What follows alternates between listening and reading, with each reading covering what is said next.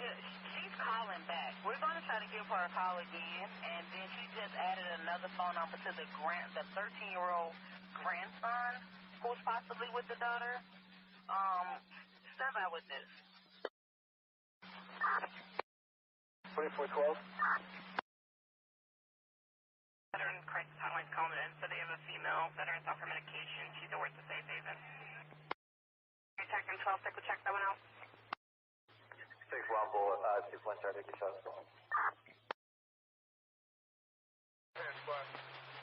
Officer still stands for time? No. Offender in custody?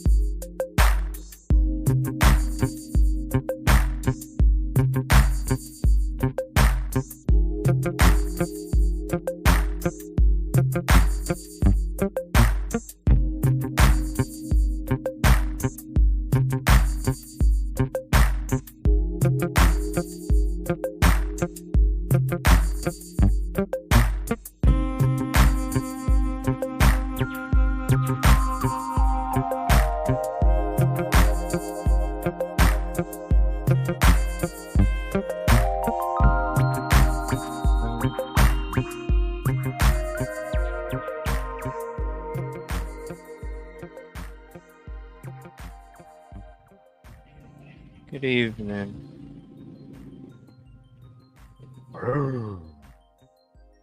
Right away. Good evening. Thank you all for hanging out earlier. With the last minute live we had, I know YouTube and the notifications don't work very good, especially on those last minute lives. I wish YouTube would get better at that.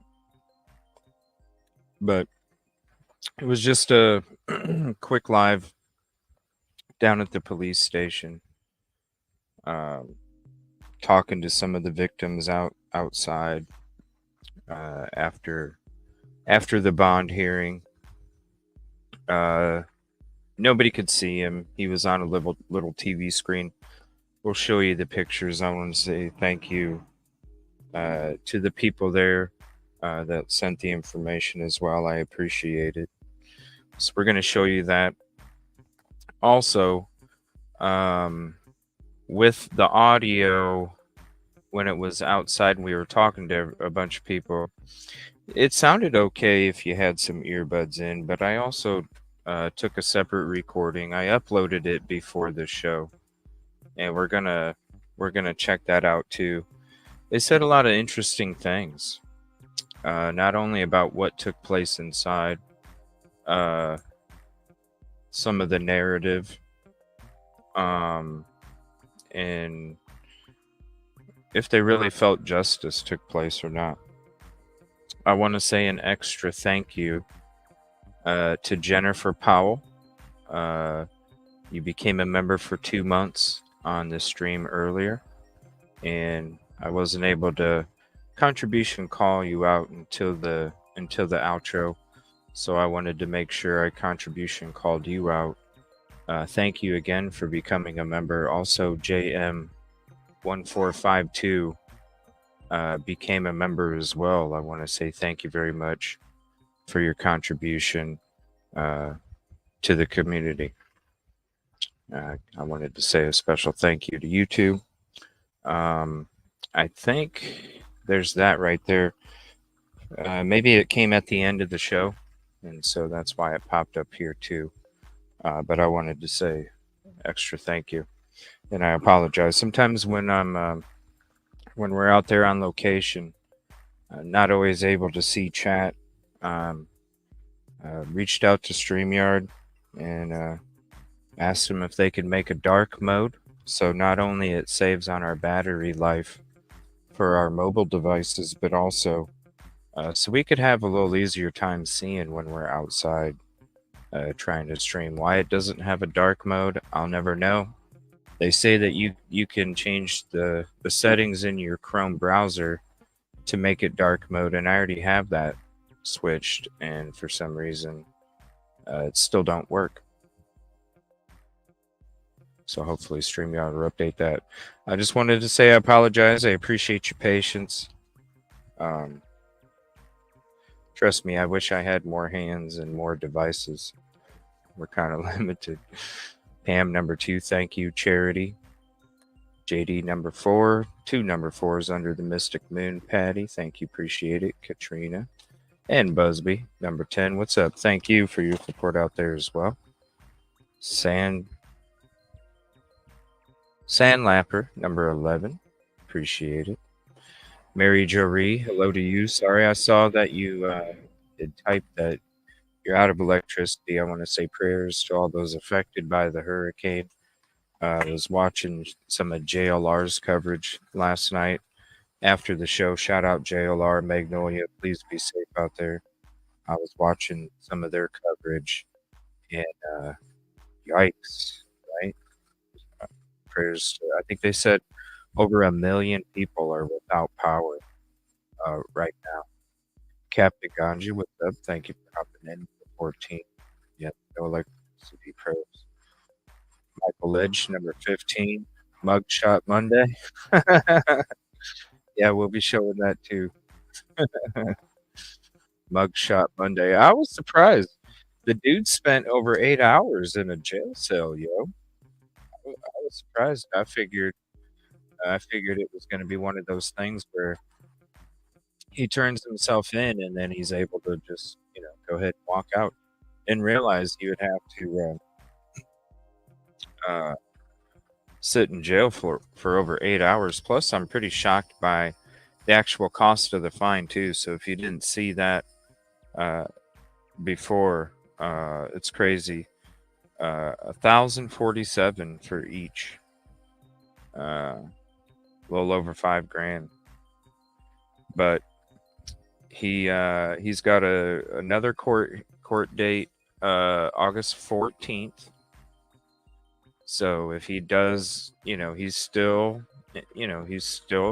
out on bond, or he's out on the signature. So we'll see. Who knows what's going to happen with it, or even if it's going to happen August 14th, it might be extended, or who knows. He might even ask for a jury trial, which could drag it out even more. But the one thing is he doesn't want to get in trouble, because it could get it could get real bad for him. So it makes you wonder: are the fees going to get paid? What's going to happen with them? I have a feeling it's going to be taken care of before August 14th. We'll see. Number 3 with Charity. We got Charlie over on Twitter. Good afternoon. Waiting on these pop-up showers. Thank you, Justice for Micah. Thank you for hanging out over there on Twitter. If you're on YouTube, come on and hang out, and you can see everybody's chat that's over here on YouTube. Any of the platforms. If you're watching on any of the platforms, come on over to YouTube, and you can see the chat with all the community. Stardust, what's up? What's up, Fly Girl? SOC Rebel. Number 25.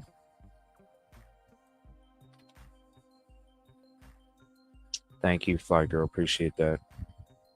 They're beautiful people.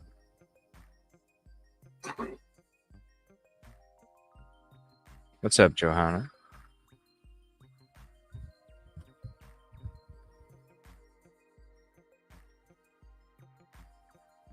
Thank you. I appreciate that. Jennifer, thank you earlier for the 2-month membership there.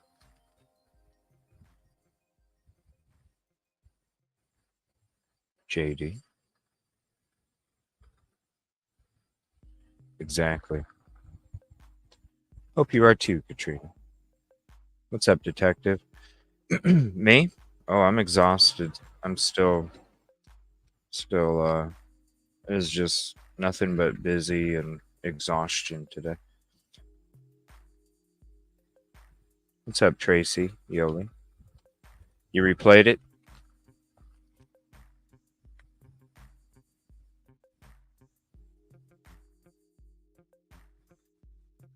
Yeah, we're going to check that out. I want to say thank you to the Angels. We got an article, and then and then I got the it was part of the top stories of each hour of 5 and 6. So we're going to watch those as well. Contribution call out, Fly Girl. Thank you for becoming a member. And let me throw that for all of you that have contributed. I really appreciate that.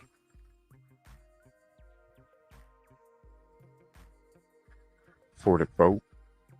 Number 30. What's up, Amy? Thank you. I appreciate the kind words.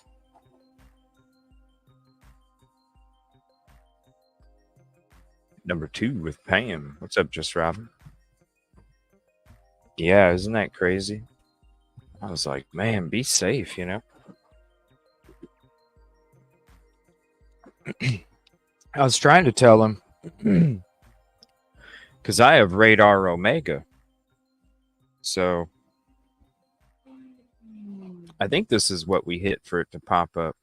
I have Radar Omega for the show, so if there's anybody in the community that is going through, some really nasty weather and wants an update, we do have the Radar Omega for you guys so that we could take a 2-minute break and go check out some nastiness if we need to, just to help you be safe. But always, I would always suggest having Ryan Hall, y'all, on YouTube, um, because usually when you have to go seek shelter, you may not have a TV, you may not have electricity, but you usually have your phone, and you can usually watch a YouTube video on there if you're not going off Wi-Fi, right?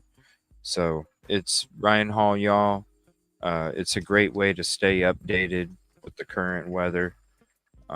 If there's anything bad going on, uh, trust me, I that's how I came across Ryan Hall, y'all, because I had to shoot down to the basement for some weather one day a few years ago, and then he was the only one that was reporting on it. And ever since I ran into his show, he does amazing things.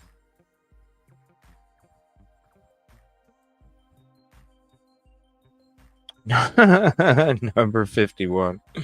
Peaches. Oh, you're good. Thank you. What's up, Bratty Little Me? What's up, Rebecca? What are you talking about?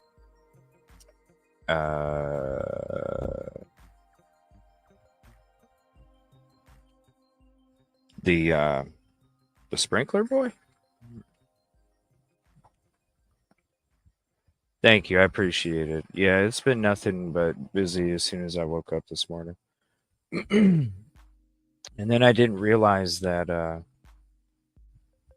the bond hearing was at 4. So I literally just jumped in my car and took off and headed down there. Got there right in time, and it was a great conversation. It was about 30 minutes. We're gonna check that out as part of the show tonight. Will you please pronounce evil? Do what? Evil. Eville. Yeah, I'm tired. Trust me. I'm pooped. But we're here. We're gonna have a show for a few hours. It is what it is. I'll get my rest when we're done.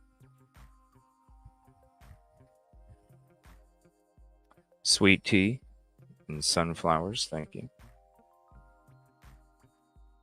We'll get my rest when we're done. Oh yeah, bad air. Oof.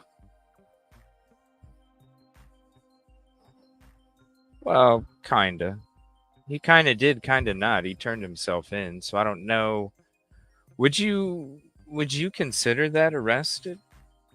Like if you turn, I don't know. Do you? If you turn yourself in, are you considered arrested? I don't know. So I don't know.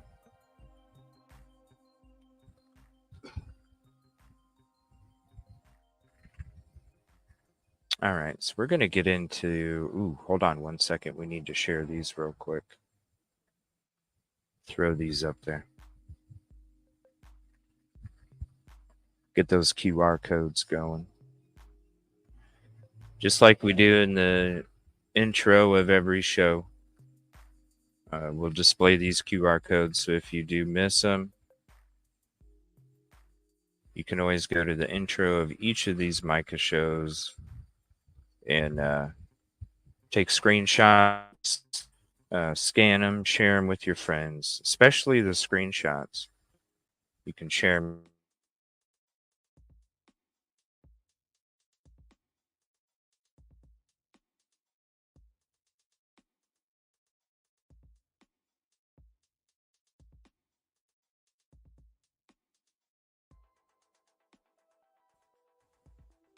Did it boot me out? Hold on 1 second, you guys.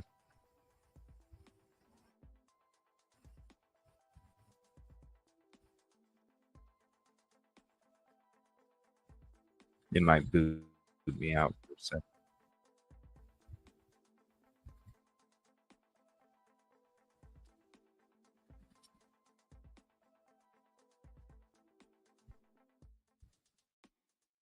is going to take over.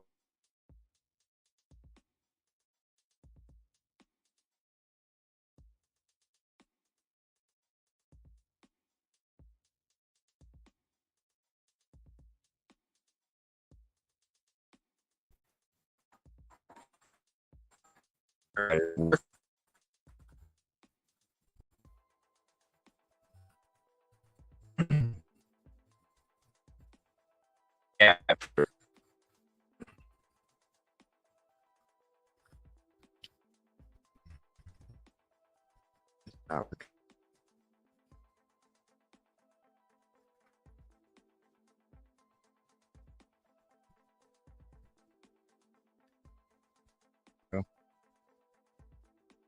you guys hear me?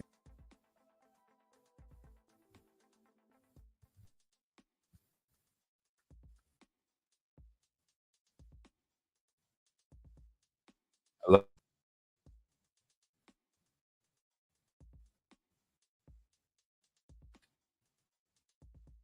Oh,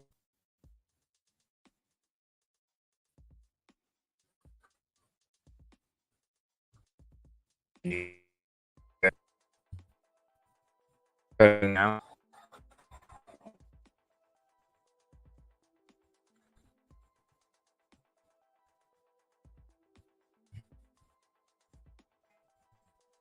All right. Okay.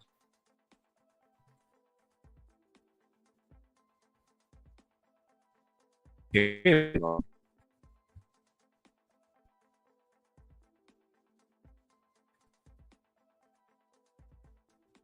Come on, man.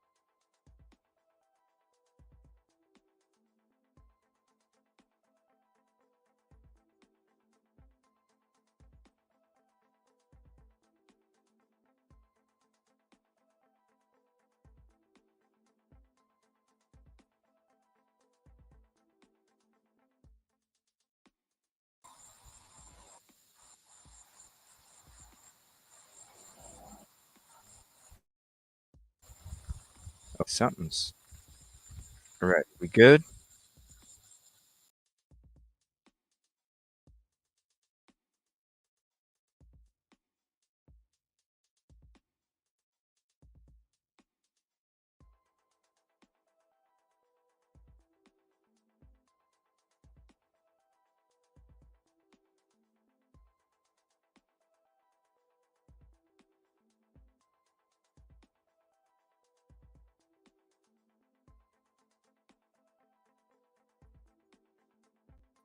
Is it working?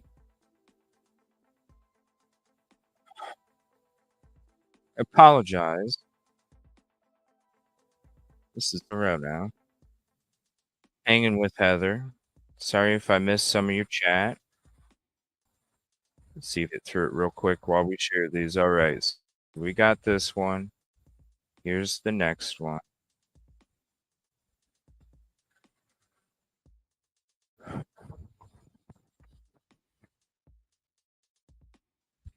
No, I'm not driving around. I'm just sitting here.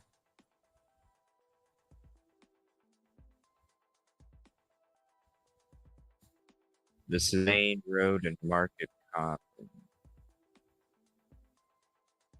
TJ72. Is it better? What's up? My friend. My friend asked a question the other day. Why did Micah marry JP? Brainwashed. I'm sure if you look at the photos and stuff from the wedding, they looked happy. I'm sure it was happy and everything. But it's like I said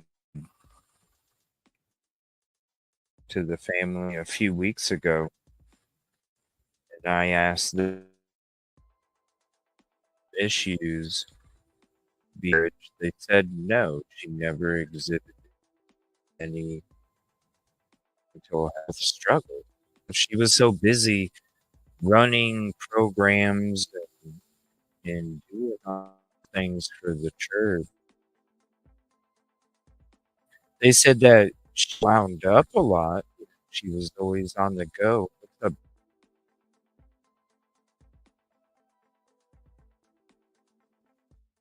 Um, I see the palms barely.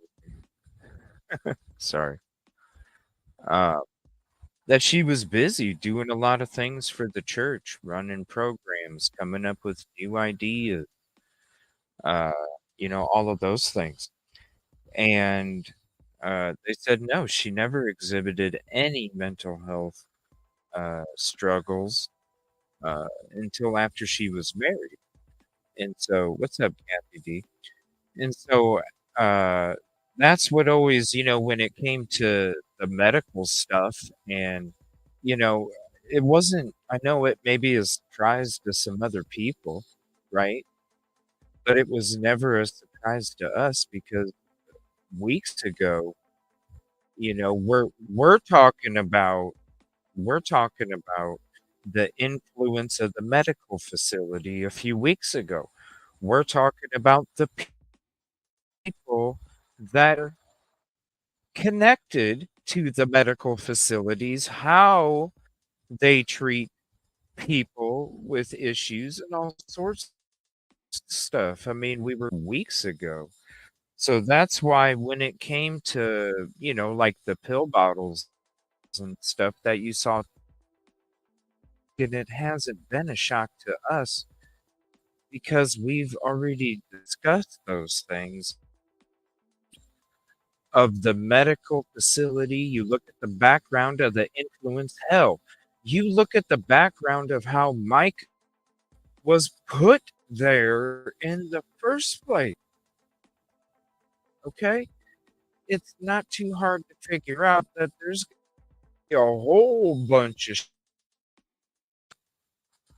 Now, you mix the fact of the stuff that Micah was expressing to her family about the abuse that she was going through, okay?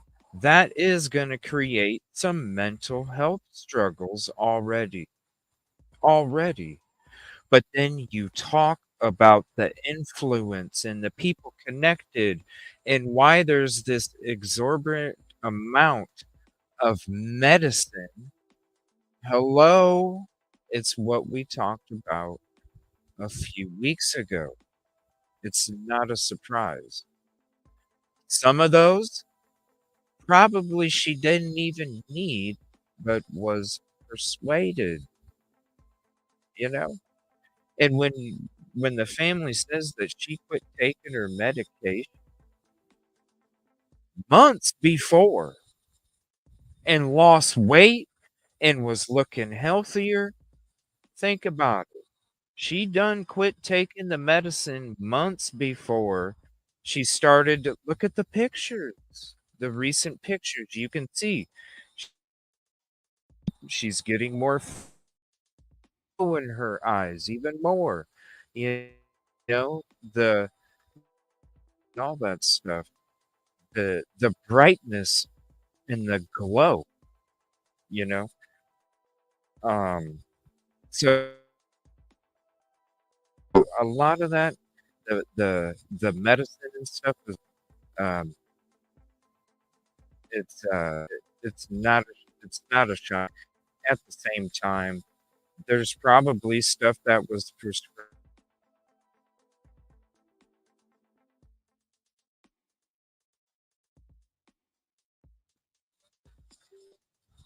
Sorry, you guys. There's probably stuff that was prescribed.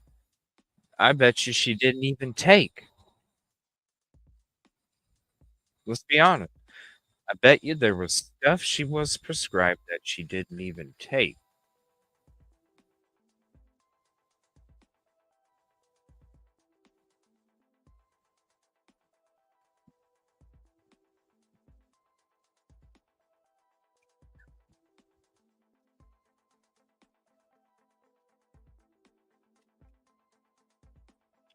So I don't know if I'd necessarily trust the bot, right? I mean, think about it. There's probably, if somebody's trying to push a narrative, there's influence. You can influence the prescribing of medicine. When you get a prescription, you might go fill it, but do you always take it? Sometimes you don't even take it. Okay. What I want to know, and unfortunately, we probably won't ever know because of the way science is nowadays and the fact that she was cremated. I would want to know what the toxicology. Now, a certain somebody said there was a toxicology or that there was one that was going to be done, but we don't think there is. I would have liked to known what substances were in her body because when the family tells me that she quit taking her medicine a few months before this even took place and she was healthy and uh, I don't know, it doesn't make sense. All right, so we are going to read this article. This is this is about Sprinkler Boy.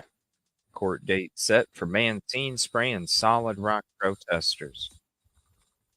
After we get through this, I'm going to show you a couple photos, small video. We're going to show you some news clips. I'm going to read this article for you. And then after that, I'm going to show you the conversation that I had outside of the bond hearing with some of the victims.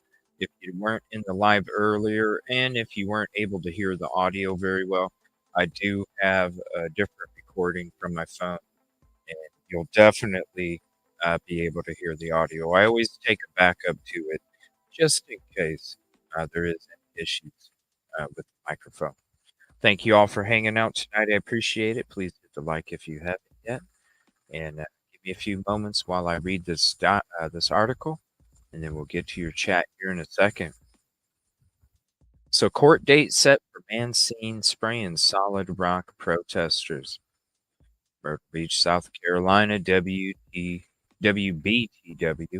A Murrells Inlet man facing multiple assault charges after police said he admitted to using a sprinkler to douse protesters outside a Solid Rock church last week. Will be in Myrtle Beach Municipal Court next month, August 14th, y'all. Robert Wayne Lockle, 67, was captured on cell phone video aiming a pressurized sprinkler at several people who gathered in front of Solid Rock on June 30th to raise awareness about domestic violence following the April 27th passing of Micah Miller. Her husband, John Paul, is founder and senior pastor of the 803 Howard Avenue Church. Now, he says, and he told the judge that he was 6-7 feet away. He was not 6-7 feet away. Lockle reportedly told officers he turned the sprinkler onto the group after his wife said she was frustrated by their presence. Will Smith. The protesters have appeared in front of John Paul Miller's church every week since Micah Miller's passing at Lumber River State Park in Robeson County. Authorities said she passed by self unalive. I think it's important he faces charges for his actions because nobody is responsible for what he did that day but him, Sharon Carone said in court on Monday, and blaming his actions on a woman for his acts of aggression is the very thing we're out there protesting against. Well said. Lockle turned himself into the Myrtle Beach police hours ahead of his initial appearance in front of Judge Glenn B. Ohashian. He's charged with 5 counts of third-degree assault. Lockle's attorney, Russell Long, has also been retained by John Paul Miller. Ohashian issued a conditional bond ahead of Lockle's August 14th court date, allowing him to continue attending services at Solid Rock. He ordered him not to initiate contact with victims through social media. They're just trying to disrupt church services. They're trying to scare people away by screaming and yelling at them every day, Long told News 13 on Monday. They can make their point about justice for Micah anywhere in the world. They don't have to stand at the corner of a church. Lockle faces fines of $1,087 for each of the charges. This is a developing story. Count on News 13 for updates on air and online. Now, the thing is I heard 1,047, so I'm thinking that the news channel got it wrong because multiple people there were telling me 1,047. So here's a video on it. We're going to check this out real quick. A bond hearing today for this man who's accused of spraying protesters with a pressurized sprinkler outside Solid Rock Church. Robert Lachelle faces 5 counts of third-degree assault and battery. The judge gave him a conditional bond and set an August 14th trial date. The judge also ordered Lachelle to not contact the people involved in this case through social media.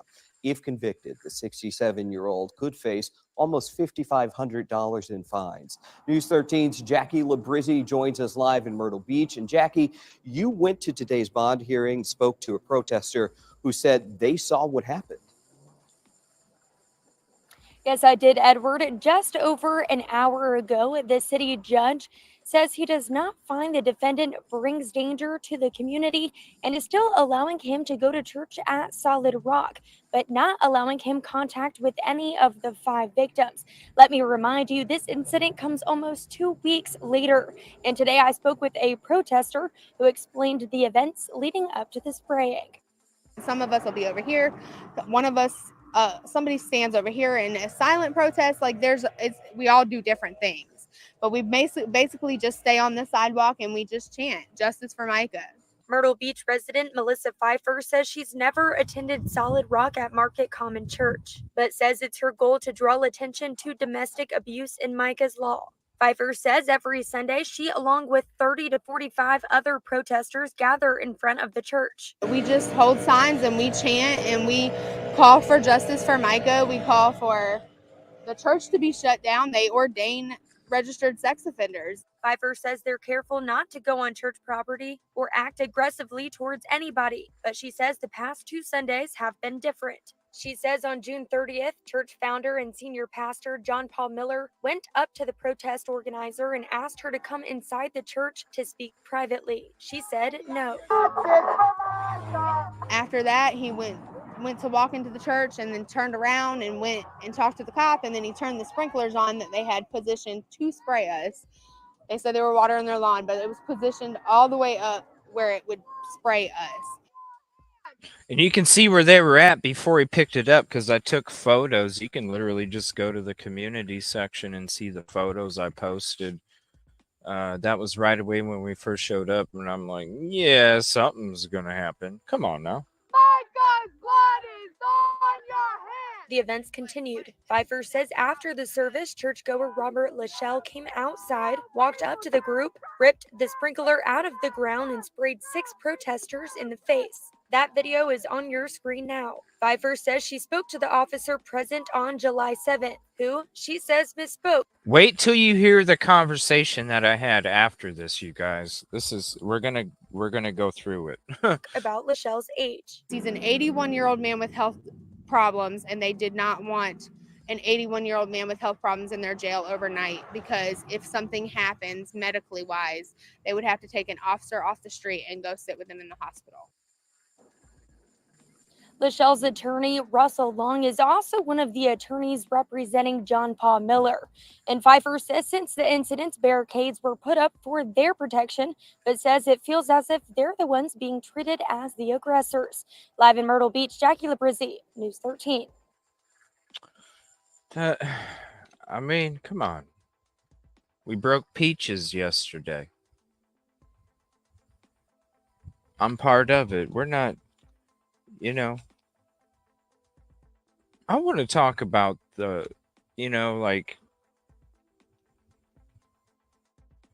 I know you watch, man. I just want to say I'd really like to talk about the email that you wrote the Sun News last week. I'd really like to talk to you about that email. I don't know. Maybe tomorrow night I'll go stroll around. Maybe tomorrow night I'll go stroll around down there, and maybe me and JP can play hoops at the basketball hoop or something, and we can talk about this letter to the Sun News. I wish you had a tan like her. It is it's hot out here, yo. It's hot. Like when I'm sitting out here doing my work today, I was doing a lot of organizing, going through, returning calls and texts and emails from the last few days, just with all the traveling that I had to do. It's kind of hard to do that when I'm traveling so much, but I was getting through all those today, and just sitting here. I wasn't even doing nothing. I was just sitting here, and it was like, whoa, man, it's toasty. Uh-oh. What happened for some reason? All right. What did Holly say? Really love your peaches. It's a good song. Looks like a spray tan. It's too bad she didn't try and talk to me. You know what I mean? I mean, shoot, I was right there. We recorded it. We even got the Zoom back version. We showed you the Zoom back, and we also we showed you the Zoom back, and we also showed you the close-ups. Now I'm going to show you guys. Let me see. Let's show you this. Because, well, here's inside the courtroom real quick, just a quick video.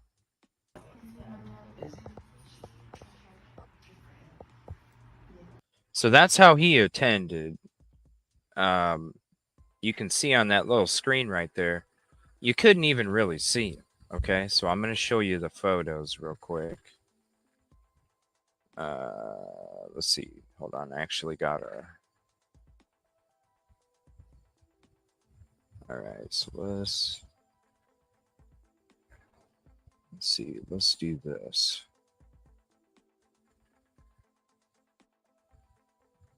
All right, so now We gotta present, share screen.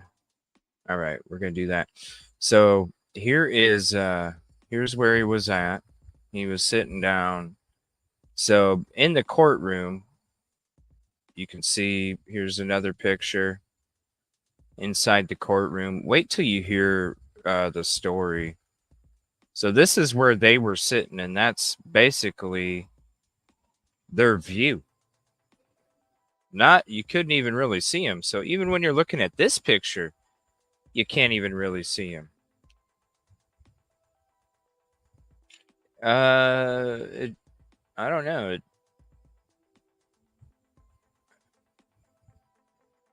I don't think so. It doesn't look like there's handcuffs, does there? Does it look like there's handcuffs to you? It doesn't look like there's handcuffs to me.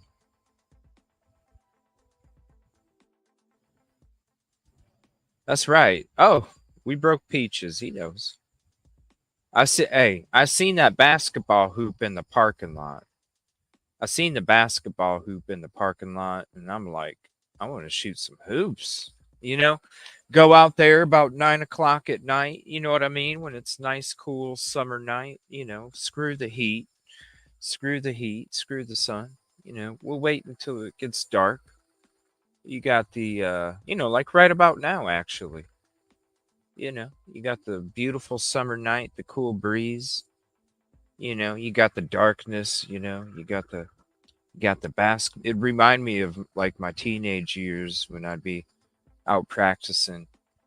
Uh, I'd go to different parks and stuff and go out and practice at different home just to kind of get it perfected the shot a little more because you're shooting on different rims, different style of rims, so it teaches you to just hit the net.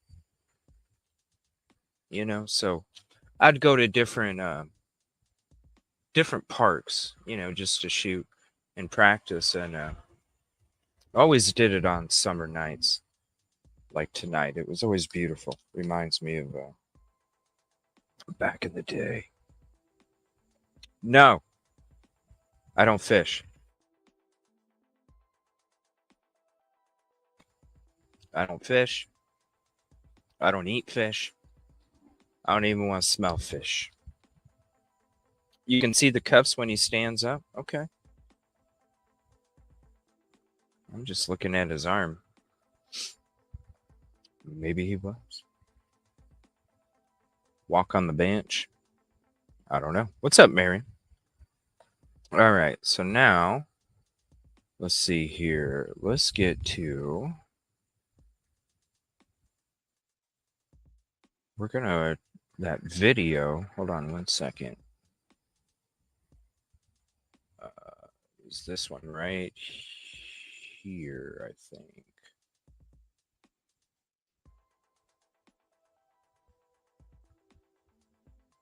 No, that's not it.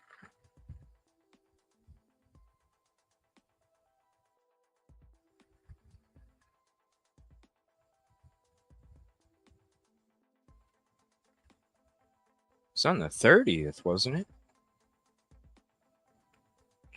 Oh, I know where it's at. Sorry, it's in a different spot.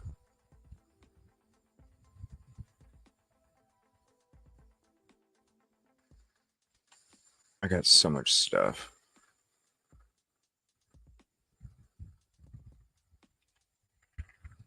Where in the heck? Where did I put that damn thing?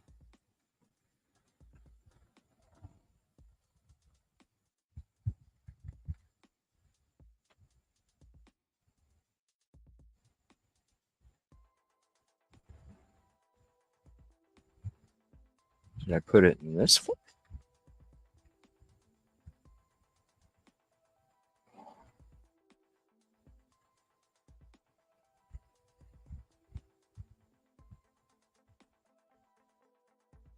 Yep, this is why we're going to have a members live where we go through all my stuff from beginning to end, because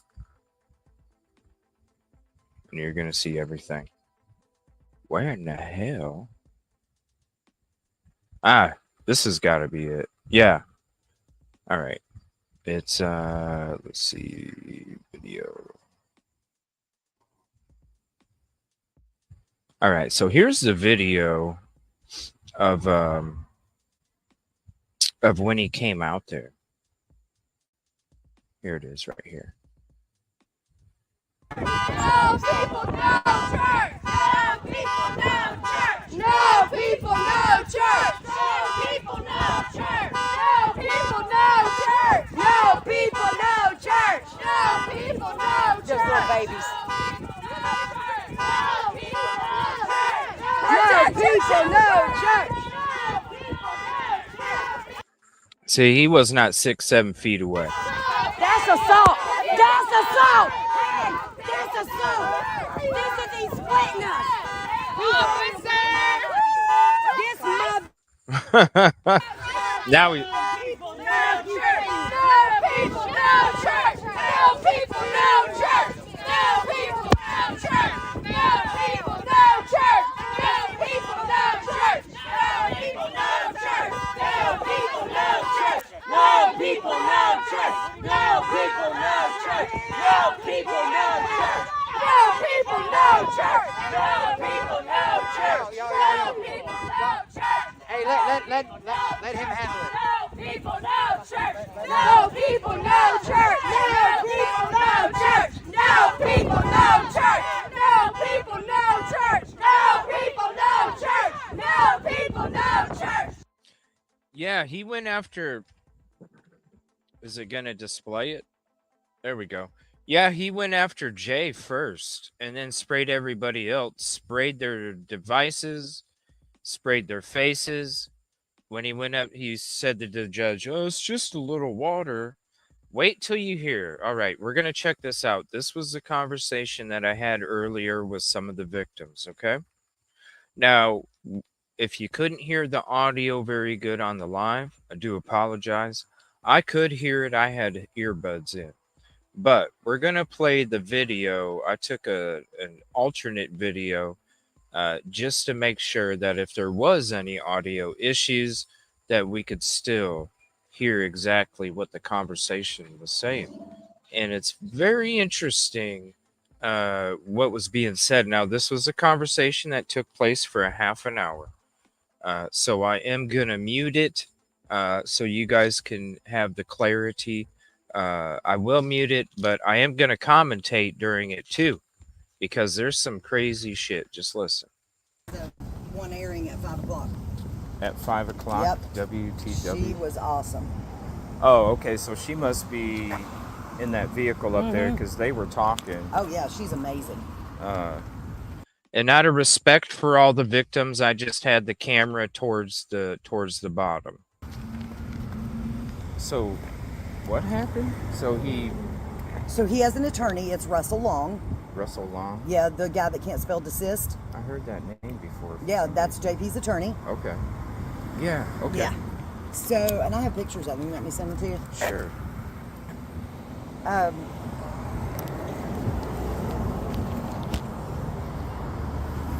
See your number in there, and I'll send it to you. So he got up, of course, to represent him and whatever, and he was downplaying it so bad. It was. Thank you. It was, oh, it's just water, Your Honor. He's not a flight risk. He's 67 years old. He's not a significant risk to the community. So he set a $1,087 PR bond for each of the 5 victims. And Russell Long just left the parking lot to go around back and get him out of jail. Oh, so he wasn't even in the vehicle. No, they did a video. So he had to serve in a cell. Since this morning. Okay, because I saw the booking photo. I thought he was released right away. He actually had to sit in a cell. Yeah, till the bond hearing. Really? So okay, that's weird, because wouldn't he have been seen earlier if he got arrested yesterday? Yeah. I know they were talking about his health. I heard. I don't give 2 shits about his health. His health was fine when he was spraying people with a water hose. I heard her say to the lawyer about him swaying. the prosecutor reached over and said something about him not wanting, or he said, does he need to go to the hospital? And she said, we offered, but he didn't want to. I don't know if you could And then that's when he said, Your Honor, we need to approach the bench about something else. And he said, this is off the record, right? And he put his arm around her. Yeah, when he put his arm around her, we all died. Like, we were all eyeballing each other. Like, what in the world? I think it He was put with his arm regards around to his who? health. The prosecutor, his What? attorney. Evil CJ's here too. What? So they just said that the defense lawyer put his arm. Listen to this again. This is off the record, right? He said this is off the record, right? I know they were talking about his health. I heard. I don't give two shits about his health. His health was fine when he was spraying people with a water hose. I heard her say to the lawyer about him swaying. The prosecutor reached over and said something about him not wanting, or he said, does he need to go to the hospital? And she said, we offered, but he didn't want to. I don't know if you could And then that's when he said, Your Honor, we need to approach the bench about something else. And he said, this is off the record, right? And he put his arm around her. Yeah, when he put his arm around her, we all died. Like, we were all eyeballing each other. Like, what in the world? I think it He was put with his arm regards around to his who? health. The prosecutor, his What? attorney. Evil CJ's here too. What? Yeah. Y'all, I about shit myself when I heard him say that he Worked at with my East husband. Coast Honda. Yeah, he worked for East Coast Honda, that guy. Yeah, And we they were stood up all there like with the huge East Coast eyes. Honda. around her like this Yeah. while he talked to the judge, I guess, I about can't his pull health. my Because then camera, when he but- came back, he said to his wife, did you bring your stethoscope? And she said no. And she said, but I have. And then that was... Well, I had heard some stuff yesterday about. So he asked his wife. He asked his wife if she brought his stethoscope. Can we be any more dramatic? In front of the court. In front of everybody, right? Hey, honey, did you bring my stethoscope?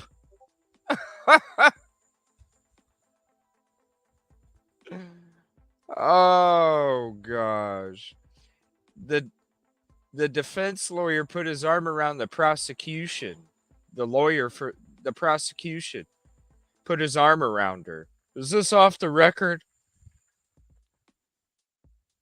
And then he says, "Did you bring my stethoscope?"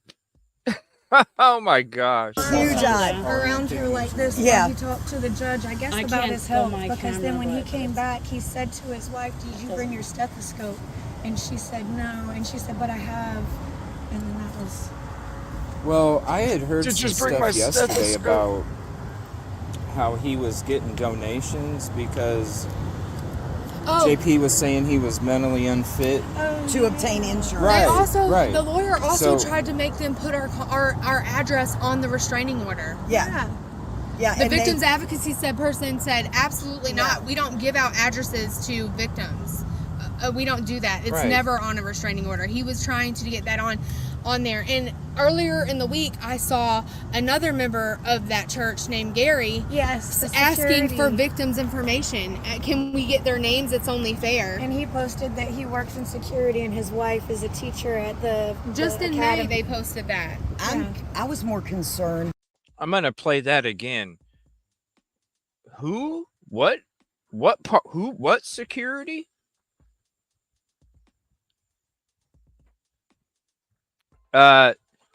The stethoscope for Sprinkler Boy asked his wife, "Did you bring my stethoscope?"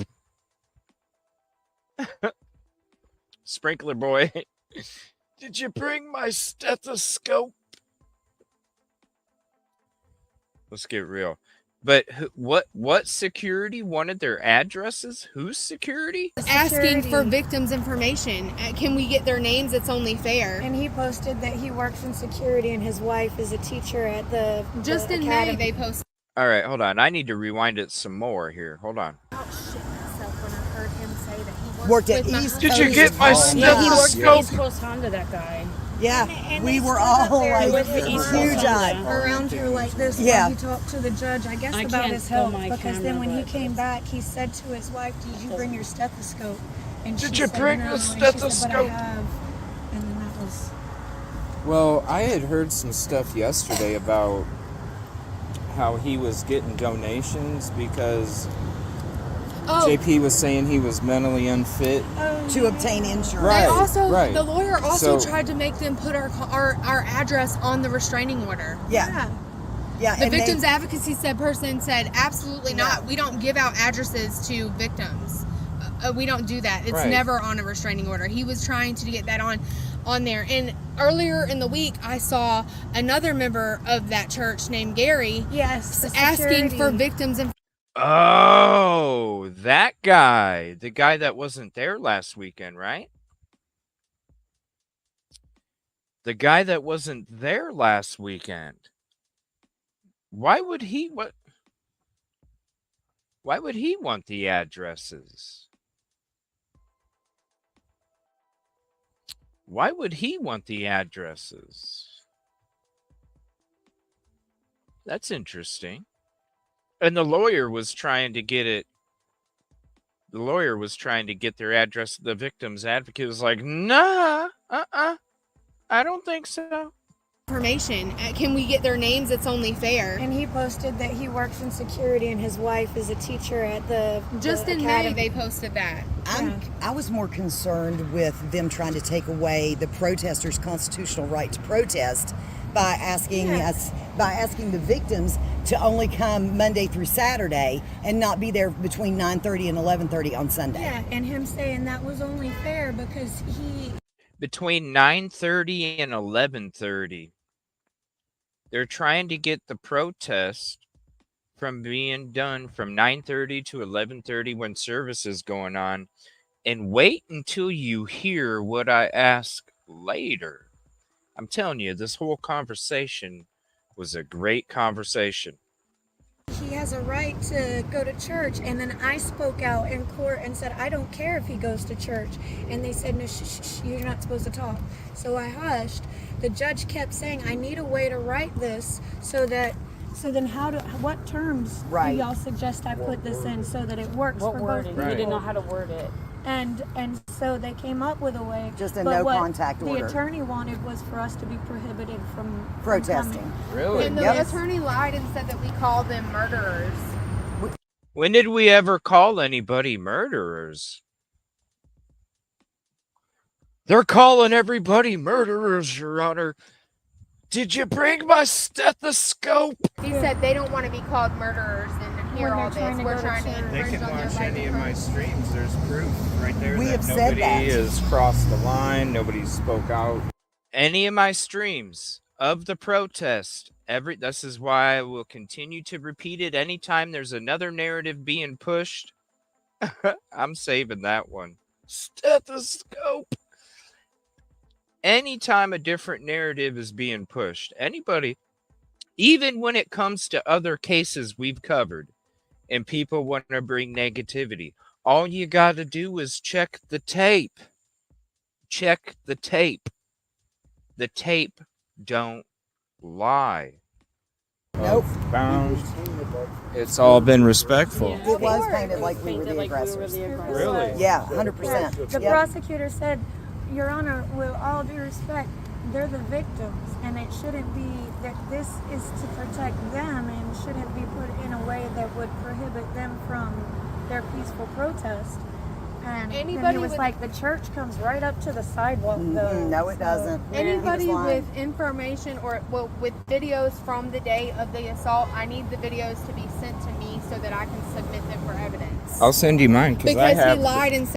Yes, do me a favor. If anybody has videos, wants to send them to me, just put bond hearing as the subject.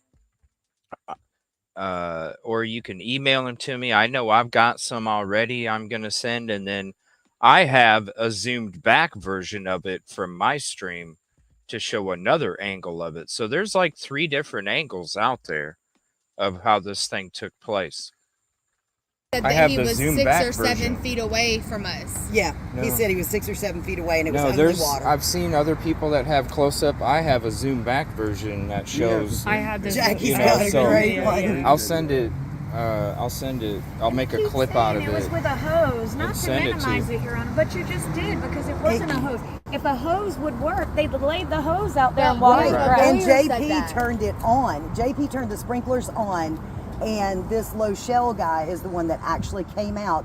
And nobody mentioned that the police officer came and physically moved Oh, yeah. this Well, we couldn't sprinkler tell from anything everybody's about way. what Oh, there's happened video that of day. Thereby that too. being But assaulted by it as well. And we the have to police bring all that saw up it. at court. We couldn't bring any of that up today because it was just a bond hearing. Had we brought up any of the events that happened at that court or at that day, we could have been arrested. Did anybody talk to any of these news crews? Yeah, they were They're here because I inside. requested. Okay, so because I know that there's one They were inside and filmed the whole thing. newspaper that was totally The promoting a Post and certain. Courier is here, and WBTW. Can't they go against JP? He's the one who put them there, and that's his property. And somebody from his property assaulted Do somebody. you think that it would have made a difference if a male would have been listed on, considering the laws here in South Carolina for females and how backwards it is? It's the Do you attorney think that they it had is the would have attorney made a that difference goes if out. a male was on the list of people that got assaulted? Maybe. I think they would have ridiculed it. I think Oh, because the you think so? officer kind of was trying to do that day to us, like, really?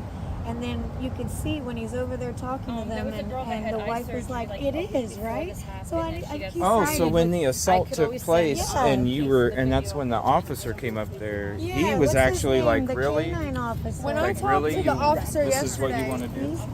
when I talked, yeah, they were annoyed that they had to file the report.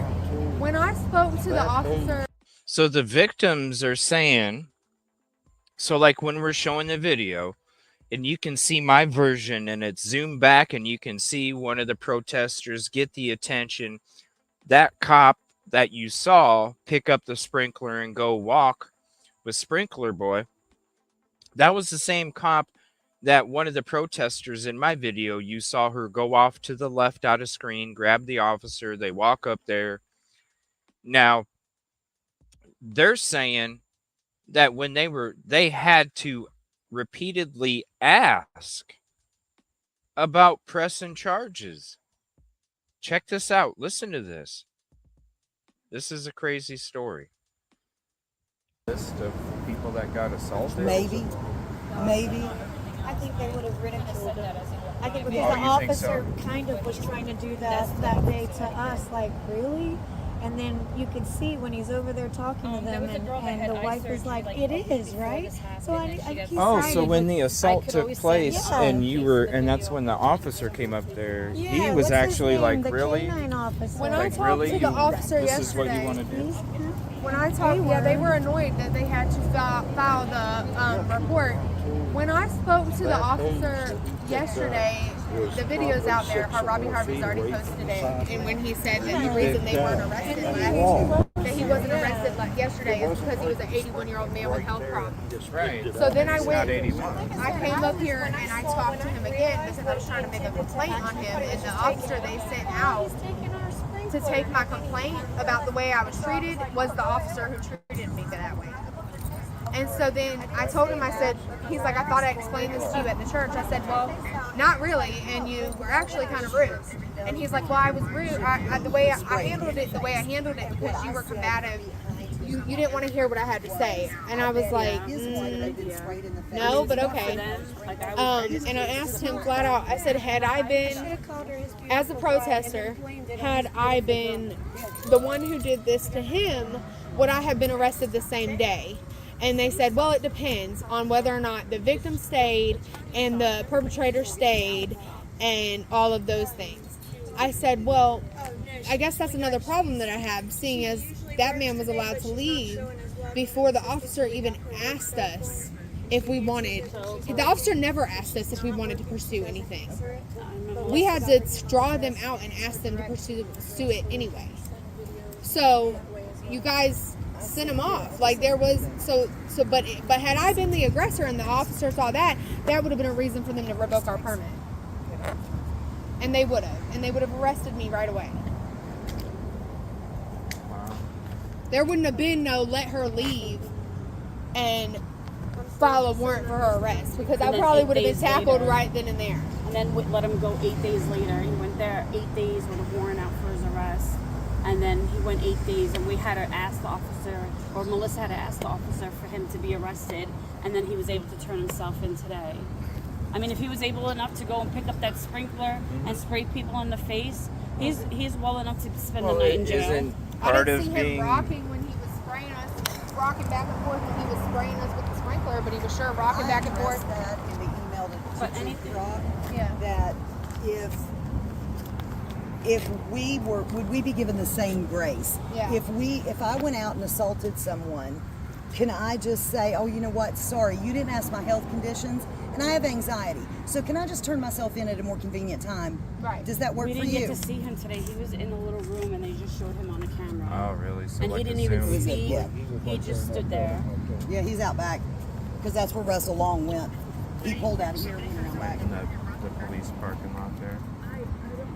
Do you think that any of this that took place today was a bonus for the church or anything against the protest? Like anything that took place?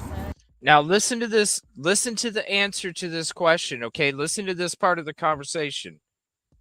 Because I'm sitting there going, okay, I'm looking at it from a different angle now. I'm sitting here going, okay, now that this stuff was taking place inside the courtroom, now that this, you were treated this way during the event, this stuff is taking place in the courtroom, these questions are being asked. Now I'm going, can the church use this as a benefit, right? Listen to this, you guys. Well, I In there feel today, like was their any of it a goal. bonus for them? More convenient time. Right. Does that work We for didn't you? get to see him today. He was in a little room, and they just showed him on a camera. Oh, really? So And like he didn't a even Zoom? see. Yeah. He just stood there. Yeah, he's out back, because that's where Russell Long went.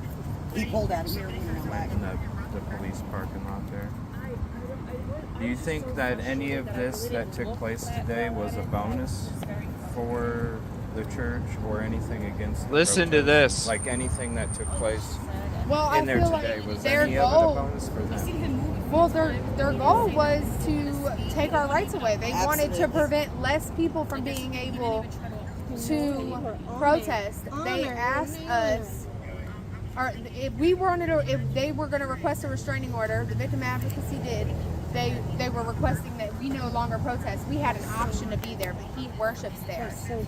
Well, no, that doesn't matter. He said it's a big argument between our rights. Both of us got rights, and we're arguing about our rights. Well, we don't go on the property. We don't threaten you. We haven't aggressed towards you. All been documented. You have came out to us. You walked away from. You could have walked to your car. Plug your ears like a little kid.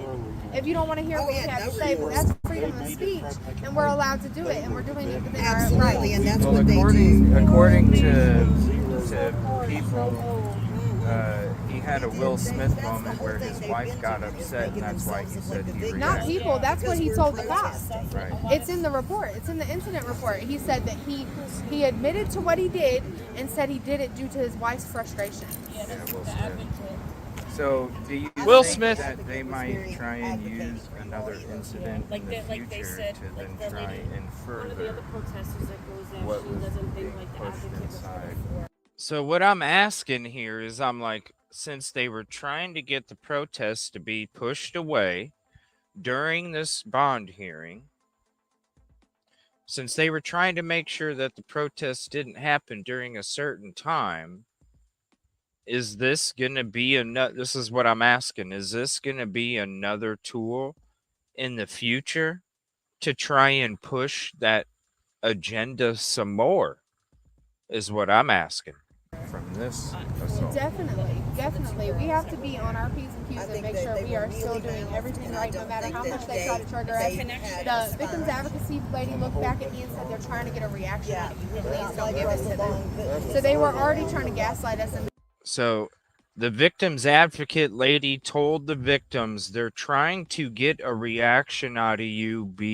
Just be careful, right? There and give us a reaction in there. Yeah, he did it So- on purpose to get a rise So out of really, us. you feel, even though he was, what was it, $1,047 per? I think so, yeah. Which I had heard that the it was up to 500. So I was shocked to hear the 1,047 per. Do you think that? But it's a PR bond, so he doesn't have to spend a penny. Yeah, but he's still going to be fined if he's found guilty. He'll still have to pay the city something. He went for trial. Oh, but so he doesn't have to pay it no, right it's now? No, it's a PR bond. PR bond. It means But somebody they needs trust to that dig he's into not him going to run away. So on his own Somebody personal needs to dig into When's the court? When's the court? date? August 14th at 9:30. August 14th. August? This is my son's birthday. So it's like more than a month away. It's the day before. But it could change. Of course, that's subject to change. Where it can get delayed, or If he wants a jury trial, it will change. so he could have a jury trial. And well, that's what I'm wondering, if that's going to get paid for. Because with that sitting on him until August, he could get in some big trouble If he anything approaches took place. any of the victims. Right, and I think it would be cheaper for the people involved on that. So if he approaches any of the victims, he's not allowed to approach any of the victims. There's a restraining order.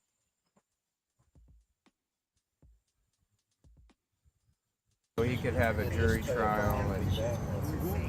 And well, that's what I'm wondering, if that's going to get paid for.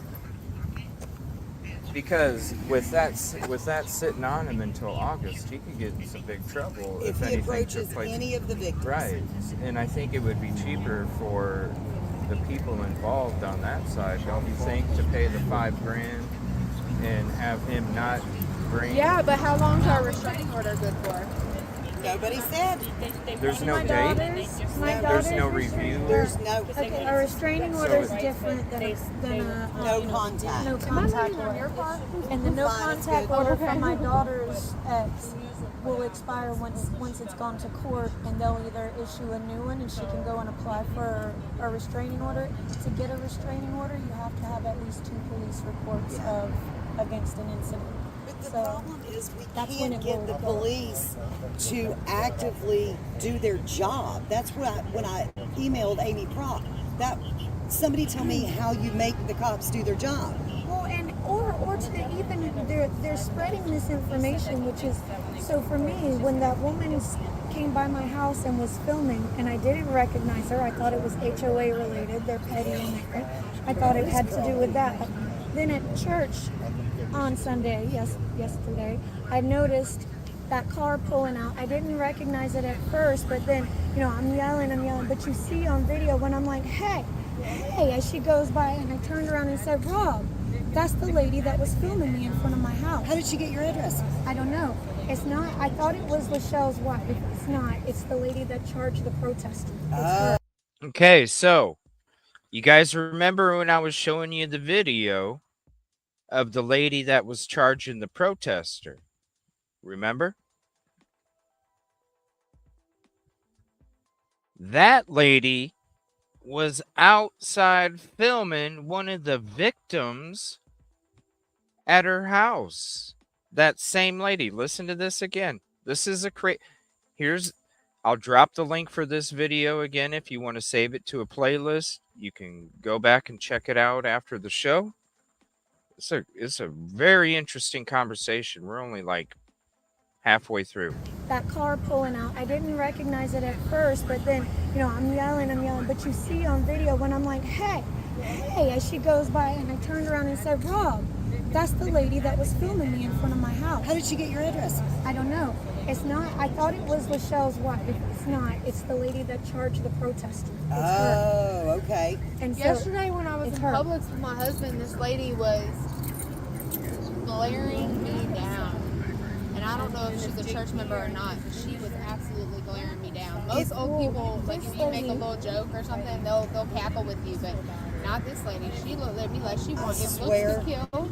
This was on July 4th. I didn't call it in that day because I didn't recognize her, and because I thought it was HOA related. And also because, so even when Rob said, I think you need to make a report though, just because of the stuff we have going on.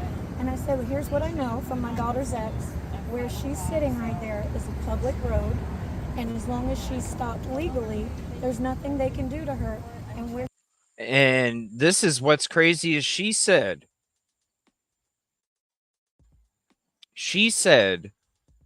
her daughter's stalker was sitting across the street filming her daughter at her house, and the police wouldn't do nothing about it. What? Contribution call out, Ruck Dong. I appreciate the super sticker. Let me scroll up and see what it is. It's that prickly pear with those blushy cheeks. Thank you so much. Appreciate the contribution. And thank you for the cartoons in chat. I love them things. What's up, Reap? Isn't that crazy? Crazy conversation, y'all. Last night we broke peaches with JP. Today, crazy conversation with the victims. I told them all, let's have you on the show sometime. You don't have to be on camera, nothing. You can just be anonymous. You can just use your first name, whatever. Crazy, crazy, crazy. Hey, as she goes by, and I turned around and said, Rob, that's the lady that was filming me in front of my house. How did she get your address? I don't know. It's not, I thought it was Lachelle's wife. It's not. It's the lady that charged the protester. It's her. Okay. And so Yesterday when I was it's in her. Publix with my husband, this lady was glaring me down. And I don't know if she's a church member or not, but she was absolutely glaring me down. Most old people, like if you make a little joke or something, they'll cackle with you, but not this lady. She looked at me like she wanted looks to kill. This was on July 4th. I didn't call it in that day because I didn't recognize her, and because I thought it was HOA related. And also because, well, so even when Rob said, yeah, I think you need to make a report though, just because of the stuff we have going on. And I said, well, here's what I know from my daughter's ex. Where she's sitting right there is a public road, and as long as she's stopped legally, there's nothing they can do to her. And where she's filming is a turtle pond for my community, which is off the side of a public road. She could say she's filming the turtles. And it doesn't matter. And you can so, film anything you can see in public with your eyes. So that's what the officer told me when we called about my daughter's ex sitting over there filming when he was. And she had an order of protection at the time. But since they don't have your name, how do they have on your the address? report, Somebody had to have followed you. Based on that, I did not call it in that day. We all need to check our cars for trackers. The officer at the church Sunday said you could have called that in. You should have. That officer for her said she couldn't call that in. We tried. So them messing around is costing people their lives. And that's what we're out there for on Sunday. What happened to Mike? Oh, they knew they were being recorded because with my live stream, I had the microphone up in front of them every time each one of them were talking. They're totally cool with me recording it. And they probably would be cool with me on, having them on camera, but out of respect for them, I just go ahead and hold it down. So, no, everything's always legit and with the other person's comfort in mind. 150. That's what we're out there for on Sunday. What happened to Mike? All the reports and nothing took place. Yeah. Nobody knows the right way to do it. Now, if you're out there and you find me during one of my searches and you come up on me, no, I don't know who you are. I'm not going to worry about that. So, that's a different thing, Miss Robin, for the Sebastian Rogers case there. We're going to have a Sebastian show here soon, talking about all the chaos that's going on. It's unfortunate, but I think we need to discuss that case again here soon, and let everybody know how we all feel around here. It's just kind of crazy, but that's another day. Okay, sorry. So yes, we do need to check our cars for trackers. I did think of that the other day. Mine's tall enough I can scoot under. There should be on your phone. There's a setting. Is there? Yeah. If you go to emergency. That was He's already talking about it. But he can hold it Doing what? Yeah. And he could hold the job. Everybody. I'm just so scared. I carry, but I don't have a police station. It's also going to make them There's enough want me here. not to do this. he's already leaning toward not wanting. Hello. What is Mika? What is that? Micah, justice for Micah. She is a pastor's, well, was the wife of Pastor John Paul Miller of Solid Rock Church here in Market Commons. Yes, their church supports. Yes, their church supports domestic abusers and child predators. They ordained child predators. They ordained them. They just recently ordained a registered sex offender. Yes. The pastor has been a church. The pastor has been. First of all, the pastor started grooming Micah at the age of 14 years old. She was his first wife. She was their babysitter. Right. He started grooming her at 14 years old. Then married her when she was of age. And teaser. She started releasing information about her being abusive and all of that stuff. He's been accused of, by his ex-wife, his first wife, of admitting to multiple underage affairs with women, with young girls at the church. Yes. Yeah, we protest every Sunday. It's all public. It's all How public. can they do that? It's at this point it's a cult. We're protesting every Sunday. Yeah, this person pulled up, asked us what we were doing. And he's like, "Who's Mika?" And he had no idea. No idea. No idea. But man, he at the end of it, he's like, "Man, thank you all for what you're doing. The world needs more people like you." So I want to say shout out to this nice gentleman. You want to I come know out? they just built, they supposed to be building a new church or something like that. I heard they got the land and all of that. Yeah. That's crazy. His father, Wayne Miller, who has been accused of abusing kids in Pakistan, also attends the church. So this is a hereditary thing. This Yes. guy's continuously doing it. Yes. Somebody got to stop it. This is bad. That's why we This is not protest good. every Sunday to draw This is not awareness. good, man. I'm sorry. I'll Yeah, go come to that support. bill. Yeah, Come on out. please. Yeah, I'll go and check you guys out. We're there every Sunday at 8:30 in the morning. I think it's really nice what y'all doing, man. Thank Keep doing you. what y'all doing, you know? Thank you so We need much. more people like you guys in the world, you know? Thank You all you. come on out with us. Have a good one. Listen, God bless you. thank you. You too. He just made a really good point. Once they have all the victims' names, unless your vehicle is tagged to someone like Moses, all they got to do is go on Horry County tax records and they have your address. If they have 5 names, If they have five, that's exactly right. They can find you.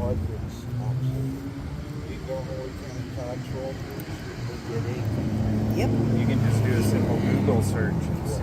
We did learn yesterday that it is lawful to carry a legal firearm on public property. Just putting that out there.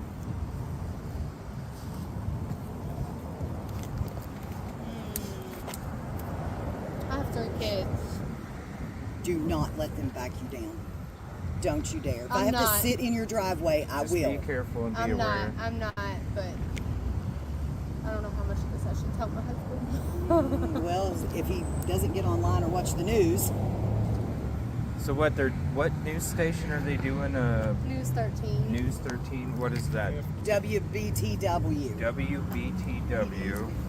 News 13 is going to be doing like a little special on it. She said at 5 and 6 they're going live. At 5 and 6 And if you miss it, it'll be online. on YouTube. Do me a favor, because I'll be traveling probably during that time.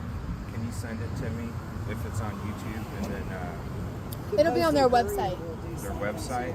Yeah, it'll Okay. be on WBTW's website. Okay. WBTW. I would expect the Post and Courier to put out a story on it.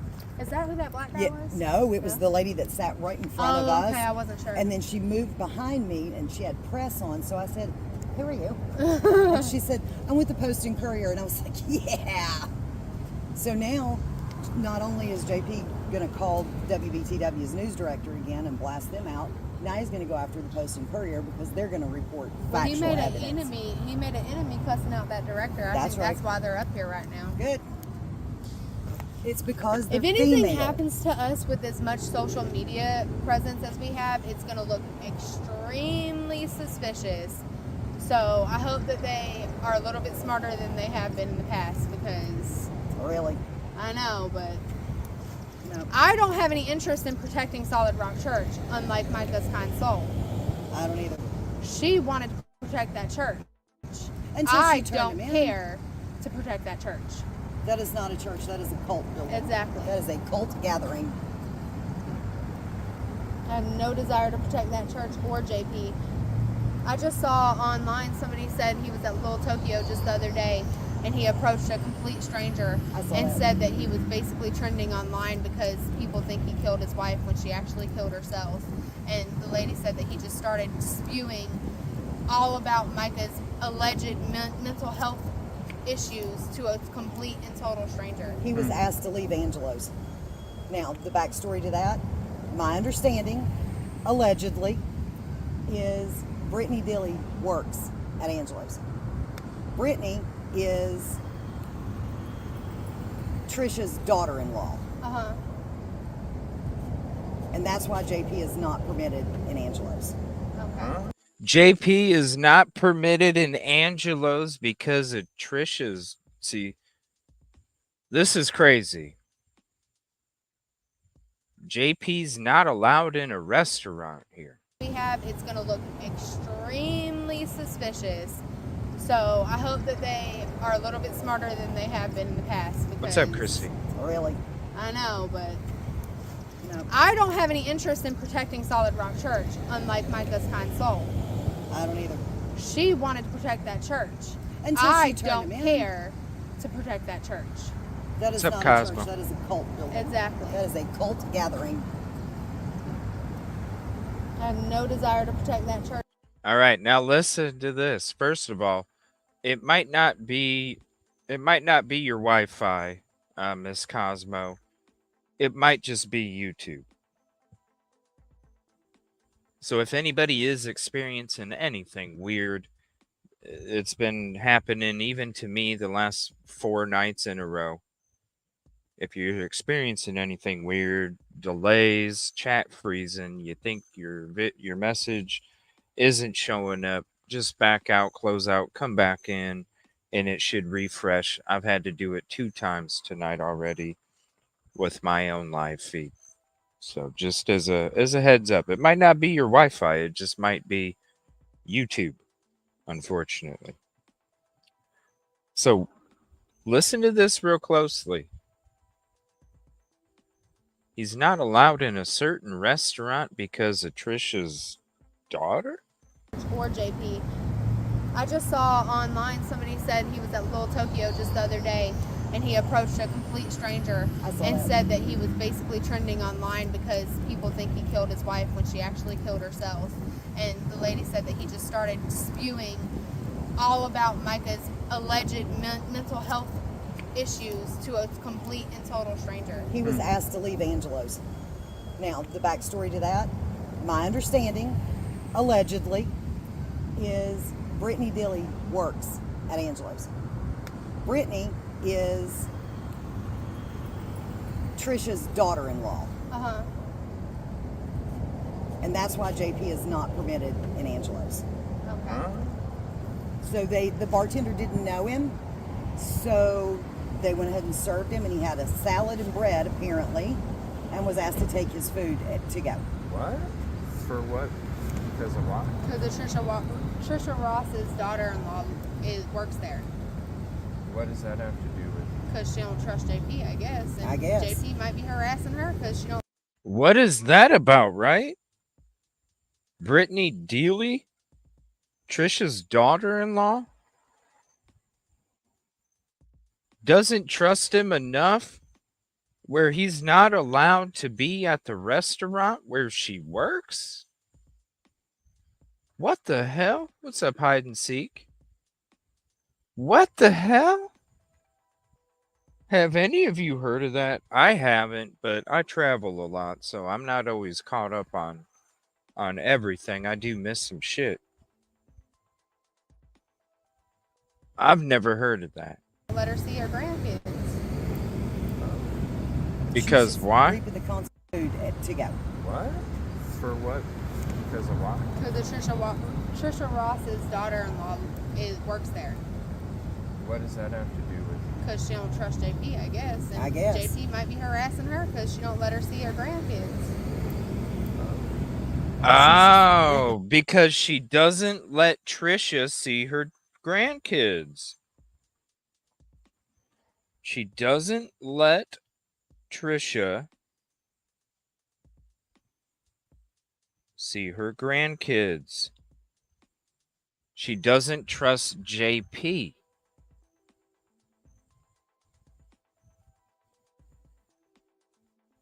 Send that to me, Mystic, please. Maybe I already have it. She can't see her grandkids.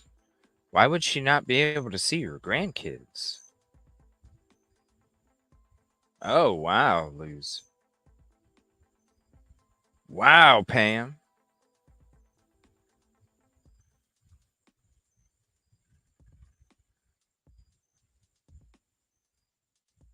Crazy. The consequences of her own actions. So. Yeah, he came out, everybody was gone yesterday I saw after the peach. protest. I was like, do not eat that. Yeah. Why would you eat that? No, I waited. He brought you food? Yeah, I He gave him a peach off the property. No. That's the apple that Eve ate. That's right. You cursed us. I was breaking peaches. I was breaking peaches with JP. That's the peach the devil made. That's the peach the devil made. Oh, I did. Oh, I did. I did. No, thank you. I wouldn't so take CJ ends up dead. Now we're gonna know why. Poison. Oh, I'm still here. Yeah, maybe peach Kool-Aid, no. right? He said his granddaddy planted that tree back He's then. delusional. And then one of the seeds, there's like those two bigger trees behind it, and he said that it was from George Washington, one of George Washington's trees. Y'all probably have never watched this, but the show Ruthless by Tyler Perry on BET Plus, every Sunday, I'm just like, JP, are you the highest? The highest on that show believes that if he does things to men and passes his seed to men, then men then can create his own seed, and then he calls it cleansing and all this stuff. Watch it. Just watch it and compare. Just watch it. All the illegal drugs that he's been accused of giving to Micah. We watched that Jesse guy preaching on last night's show, and that guy was like, that was crazy. Jesse Seville or whatever. That guy was like talking like he was in the mafia, and, you know, all the stuff that he used to enjoy substance-wise. All of those things. I'm like, dang, what if you were a mother of or dad of a child? You had to explain to them what that.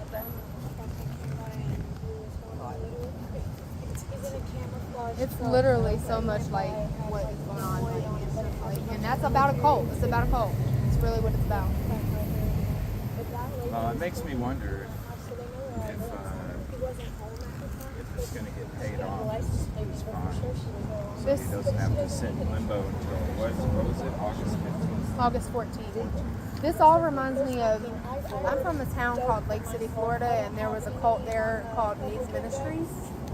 And it was ran by Charles Mead. You can look it up on News4Jax. There's an article about it when the FBI busted him. Their FBI investigation took 5 years.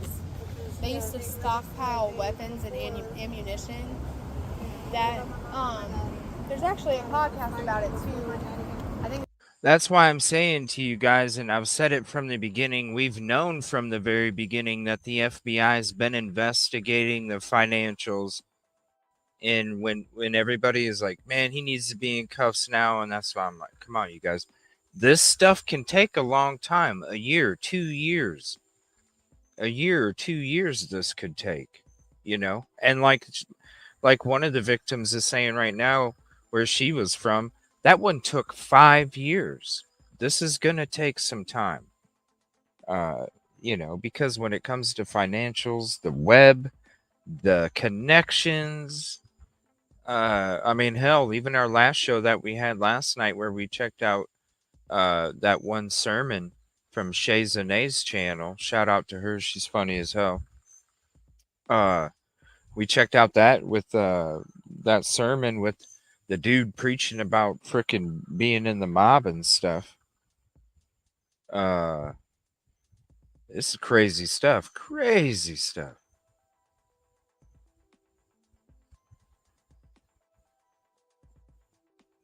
Oh, trust me, Christy. If that's why I say you got to go check the tape. There's two humongous chomps, two humongous chomps on the other side before you see me. I put my equipment down. But hey, we're breaking peaches. You know what I'm saying? Listen. We're good. We're good. This is CJ you're talking about, baby. CJ knows what he's doing. We're good. Contribution call out, Stephanie, with the $9.99 super sticker. Let me scroll that up there. It's that little fox and the little heart. Thank you so much. Fox is excited. That tail's wiggling like crazy. Thank you. Appreciate that. Thank you so much. We're going to have that members only. I got to check the weather because I know one of these days coming up, it's supposed to rain like crazy. And that's the day that we're going to have the members only live where I'm going through all of my footage from the very beginning of Micah Miller's stuff to whatever day we stop recording. Today was the last day. So we're going to have a members only where you're going to sit back. You're going to get to watch all the videos. And some of them I'm not even going to post. Really, I'm just going to organize them. You're going to sit back with me. You can help me organize them. And honestly, we might not even post some of them, but you're going to get to see them all in that members live only. I want to say thank you for being a member. I think Wednesday is the day that we might be doing that, but I got to double check the weather. It's called You Didn't Ask or something like that. It's members that used to go there. Or children of members that used to go there. But that church was required to give 100% of their paycheck to the church. And every single member drove Cadillacs. I'm not even kidding. And he believed that the members' wives belonged to him. He could do whatever he wanted. Yeah, that seems normal with a lot of these cultish type organizations. The head guy can kind of do what he wants and it's all in the neighborhood. I guess not. Yeah. I'll message you and see if it lets us that way. So he was just on a little Zoom camera. He wasn't in the courtroom. He wasn't. And they actually brought him in the back. I'll show you guys in a minute. When you open us the message, you'll see mine. That's the workaround I've done. There's no way anybody could have got him on camera. I just can't believe they tried to make it to where we couldn't protest. That's like crazy to me. And then we need his address and put it off on, because if he walks by their house, like. No, I'm so scared. None of us live in the same area. It's not like we live in the same neighborhood as you. I got it. Gonna not walk in front of my house. Do you have his address? Well, his address is posted on Facebook. Whose address? JP's? 246 Coldwater Creek. No, I was talking about this guy. I wouldn't know that. It's Allegedly. on a garage. It's on a garage sign on his Facebook. I know it's off of McDowell Shortcut Road. Oh, that's real. Yeah. So That's right up above us. but it's just real strange the way. I wonder how much the news is going to put out of what they recorded. It's just, I got an eerie feeling the way the way the lawyer asked for our address, and then in connection with that Gary guy, and how he said, "Oh, we get the members or the plaintiff's information. It's only fair." And I'm like, asking for our names is one thing. Asking for our address is another thing. I wonder if that was his attorney before all this took place, or if it was like somebody told Jackie said that that's the attorney that sends out all the cease and desist. Well, I've got way too much too. So it's like the church lawyer kind of thing. Yeah, you can't spell desist. I wish they'd send me one. I want to mark it in red ink and send it back. I want to correct all their errors, their grammar, their spelling, and send it back. And he was condescending with the prosecutor too. That's why I'm like, why did you hug her? That makes me That is nervous. weird. That makes me nervous. Guys, I got to go. I've got Yeah, people thank right you. now. All right, now go ahead and stop it there. Again, if you wanna check it out later after the show, here's the link. We already posted it. Unfortunately, I was trying to post it at 5:30, and it took so long. Maybe because it's the high def or whatever. But there's the link for that if you want to check it out in the future. All right, so we're going to switch to these two videos that they put out, the news station. Give me 1 second. We'll get those up. All right. And I told you last night we were going to check out part 2 and 3 of Check My Church when it comes to that last sermon, the hidden sermon. We checked out part 1 last night. We checked out Shay Zanae's video about the guest pastor, Jesse Duplantis. Crazy stuff. Tonight we're going to check out part 2 and 3. Here real quick is the videos where they discussed it. Now, it might be saying the same stuff. I don't know. They might say different stuff. But we're going to check them out. This is WBTW News 13. These are the top headlines on 7/8/24 at 5. And then we're going to check out the one at 6.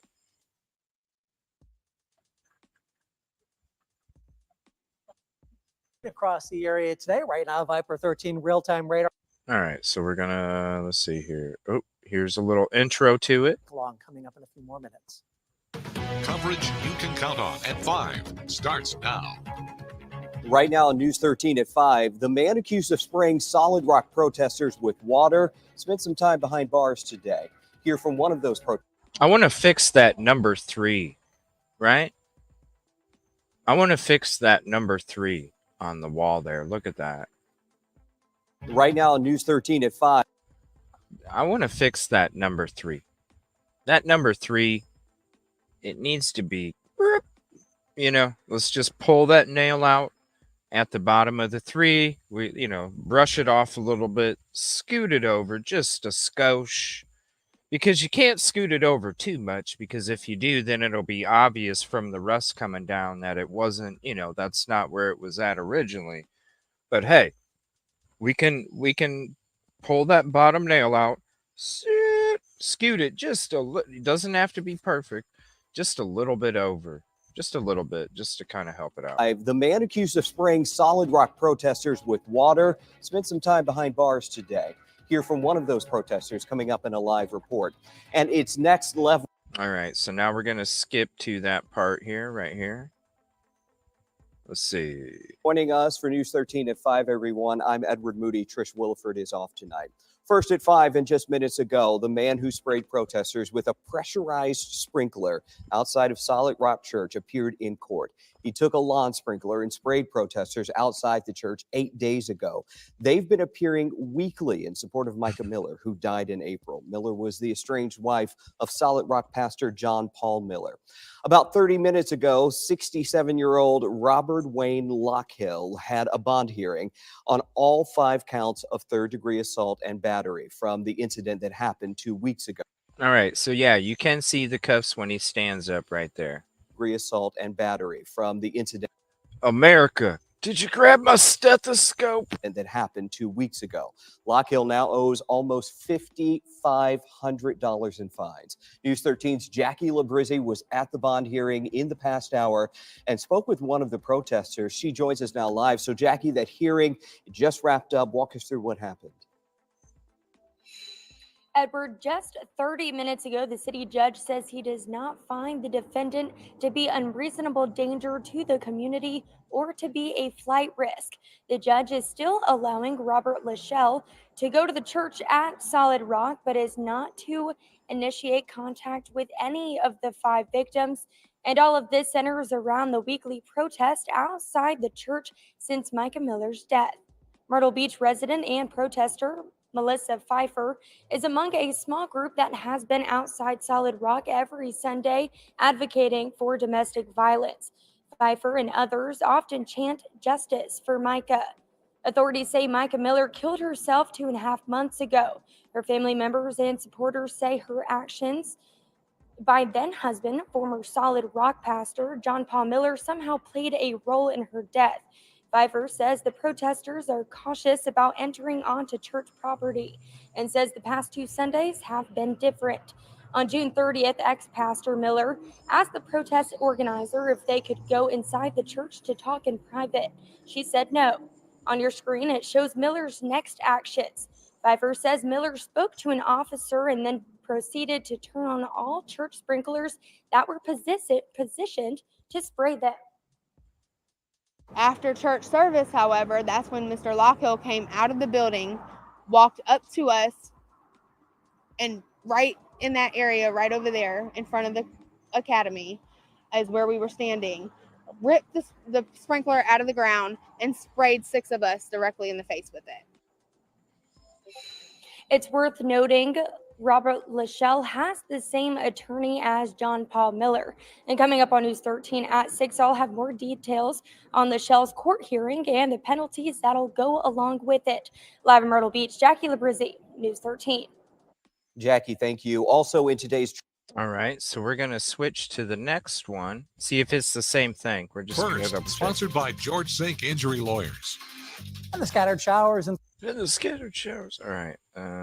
Let's see. Is there anything in the beginning? All right. They play something different here. Hold on. Coming up. Right now on News 13, a bond hearing for a man accused of turning a sprinkler on protesters outside a Myrtle Beach church. Count on a live report. Well, they took pressurized out, right? They took pressurized out. If you want to hear Jay's story, there's part 1. I'll drop part 2 in a second. They took out pressurized. Plus, Coastal Carolina University aims to improve student safety when crossing Highway 544 through this walkway project. Coverage you can count on at 6 starts now. First at 6, Myrtle Beach police investigate what authorities call disturbing fireworks incidents from the night of July 4th. Thank you for... All right, so they're going to do that first. Let's see. Let's scoot ahead. All right. Let's see if they report the same thing here. From Skylar Music, News 13. Skylar, thank you. Also in Myrtle Beach, a bond hearing today for this man who's accused of spraying protesters with a pressurized sprinkler outside Solid Rock Church. Robert Lachelle faces 5 counts of third-degree assault and battery. The judge gave him a conditional bond and set an August 14th trial date. The judge also ordered Lachelle to not contact the people involved in this case through social media. If convicted, the 67-year-old could face almost $5,500 in fines. News 13's Jackie Labrizzi joins us live in Myrtle Beach. And Jackie, you went to today's bond hearing, spoke to a protester who said they saw what happened. A lot of people saw Yes, what I did, Edward. Just over an hour ago, the city judge says he does not find the defendant brings danger to the community and is still allowing him to go to church at Solid Rock, but not allowing him contact with any of the 5 victims. Let me remind you, this incident comes almost 2 weeks later. And today I spoke with a protester who explained the events leading up to the spraying. Some of us will be over here. One of us, somebody stands over here in a silent protest. Like we all do different things, but we basically just stay on the sidewalk and we just chant justice for Micah. Myrtle Beach resident Melissa Pfeiffer says she's never attended Solid Rock at Market Common Church, but says it's her goal to draw attention to domestic abuse in Micah's law. Pfeiffer says every Sunday she, along with 30 to 45 other protesters, gather in front of the church. We just hold signs and we chant and we call for justice for Micah. We call for the church to be shut down. They ordain registered sex offenders. Pfeiffer says they're careful not to go on church property or act aggressively towards anybody, but she says the past 2 Sundays have been different. She says on June 30th, church founder and senior pastor John Paul Miller went up to the protest organizer and asked her to come inside the church to speak privately. She said no. After that, he went went to walk into the church and then turned around and went and talked to the cop, and then he turned the sprinklers on that they had positioned to spray us. They said they were watering their lawn, but it was positioned all the way up where it would spray us.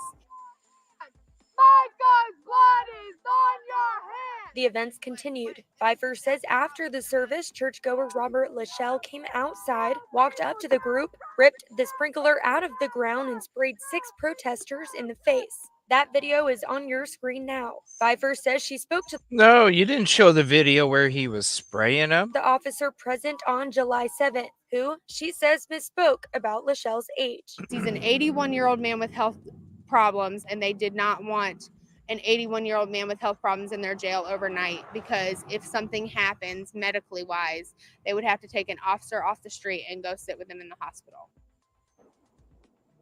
Lachelle's attorney, Russell Long, is also one of the attorneys representing John Paul Miller. And Pfeiffer says since the incidents, barricades were put up for their protection, but says it feels as if they're the ones being treated as the aggressors. Live in Myrtle Beach, Jackie Labrizzi, News 13. Jackie, thank you. Melissa Pfeiffer says they've also received threats on social media. She says Myrtle Beach police told them it's not a violation of free speech because it was directed toward a group and not a specific person. What? What? What? What's up, Nana? I'm going to say it again. What? Let's listen to that one more time. Melissa Pfeiffer says they've also received threats on social media. She says Myrtle Beach police told them it's not a violation of free speech because it was directed toward a group and not a specific person. What? Did you get my stethoscope?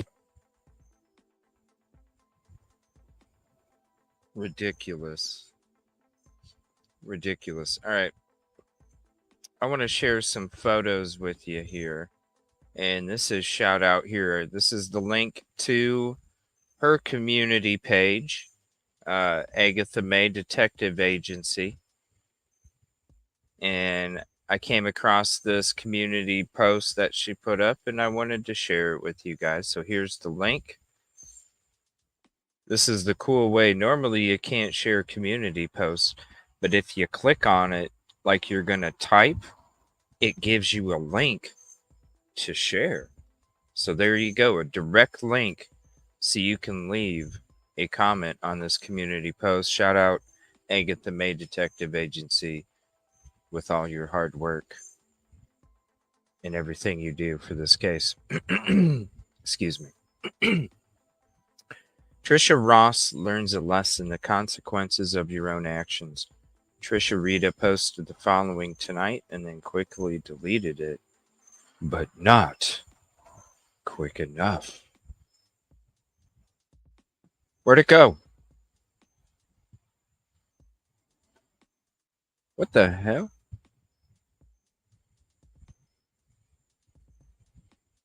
What the hell? Hold on. Maybe I gotta refresh. You know YouTube. Okay, hold on.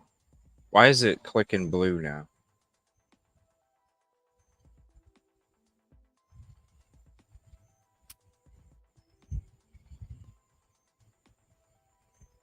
Why can't you see the other? Maybe they didn't show.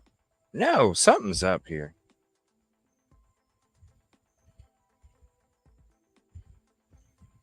Here, let's just do this.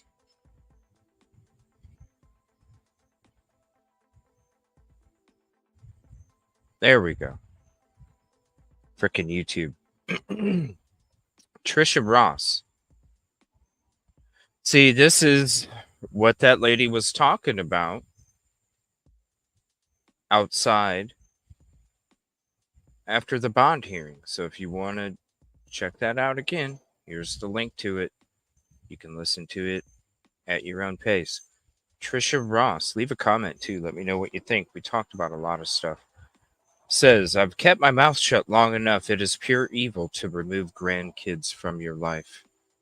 Absolutely no excuse to fill kids' heads that child abuse. I chose God, and that is keeping me from my grandkids. This is pure hatred and incomprehensible.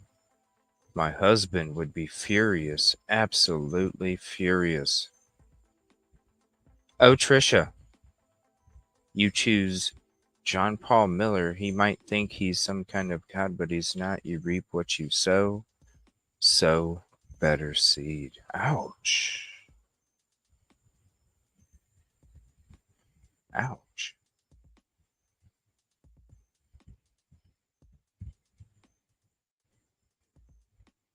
Ouch. All right. Give me 1 second here. We're going to switch to the check my church. I know, crazy handles on the church. Let me show this picture Detective Golden took when I leaned into the camera there.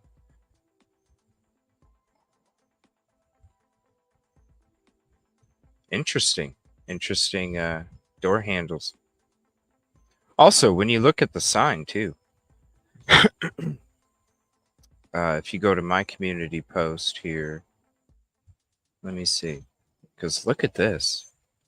I took a screen. There's the, oh, it does look like a heart, Detective. Look at that. It does look like a heart.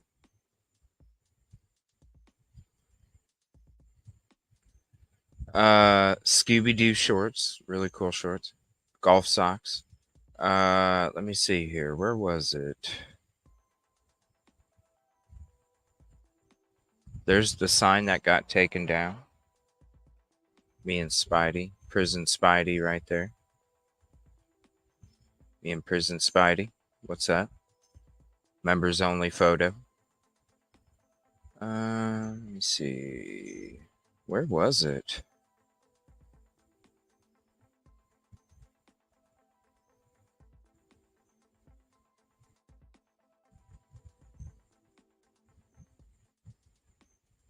Oh yeah, here's this sign. This is a great picture, you guys.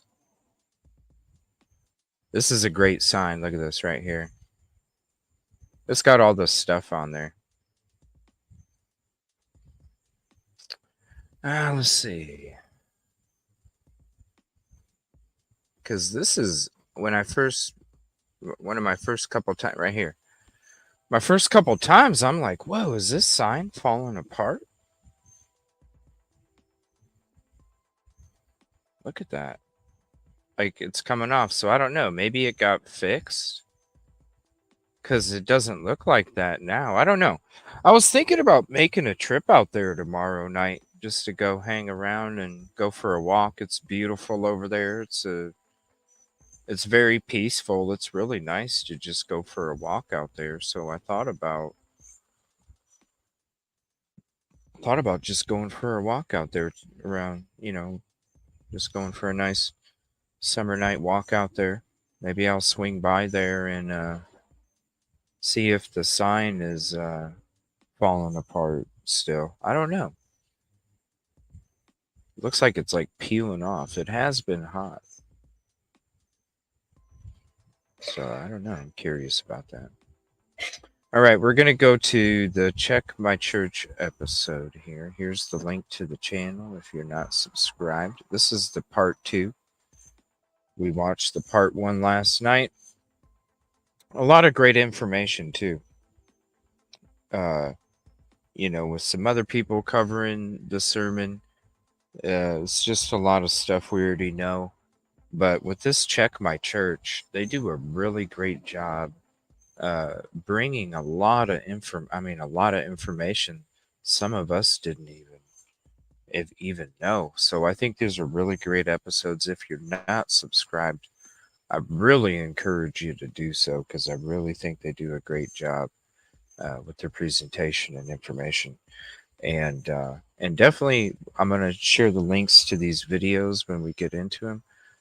Go leave a like and a comment, even if it's a trophy or a heart real quick, and you can come back and continue the show and just check it out. Millions of Peaches, they were so good too. No, I'm not asking for more. I don't want no more peaches. The peaches, we already broke peaches, Pam. I want to I'm not interested in peaches. I'd like to have a conversation about the email to the Sun News, you know, the email to the Sun News. I want, like I said, everything is documented on our side. And people, when they're around me, they understand this. They know what the profession is. Um, and so, uh, when it comes to, conversation and stuff, I want to have a conversation about the Sun News. I want to have a conversation about the footage and how there's nobody crossing any boundaries. Nobody's trying to scare anybody. It's more of a confusion conversation. Like maybe there's some confusion on my side. There's some confusion on his side because of, the emails. You know what I mean? The emails to the Sun News and stuff, mainly. And so there's some confusion on both sides. And I think that a really healthy gentleman's conversation might be able to, like, you know what I mean? Might be able to, like, bridge that a little bit, because that's all we're trying to do, So I just feel bad because, there's a lot of false narratives out there. And I'm included in it because if you're going to say that protesters are, like,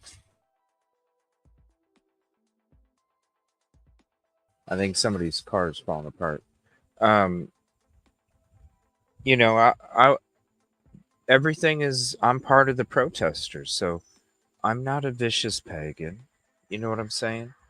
I'm not a vicious pagan. I'm not somebody that's scaring people. I'm not anybody that's trying to disrespect anybody or get on anybody's property without permission. Do I want to shoot hoops?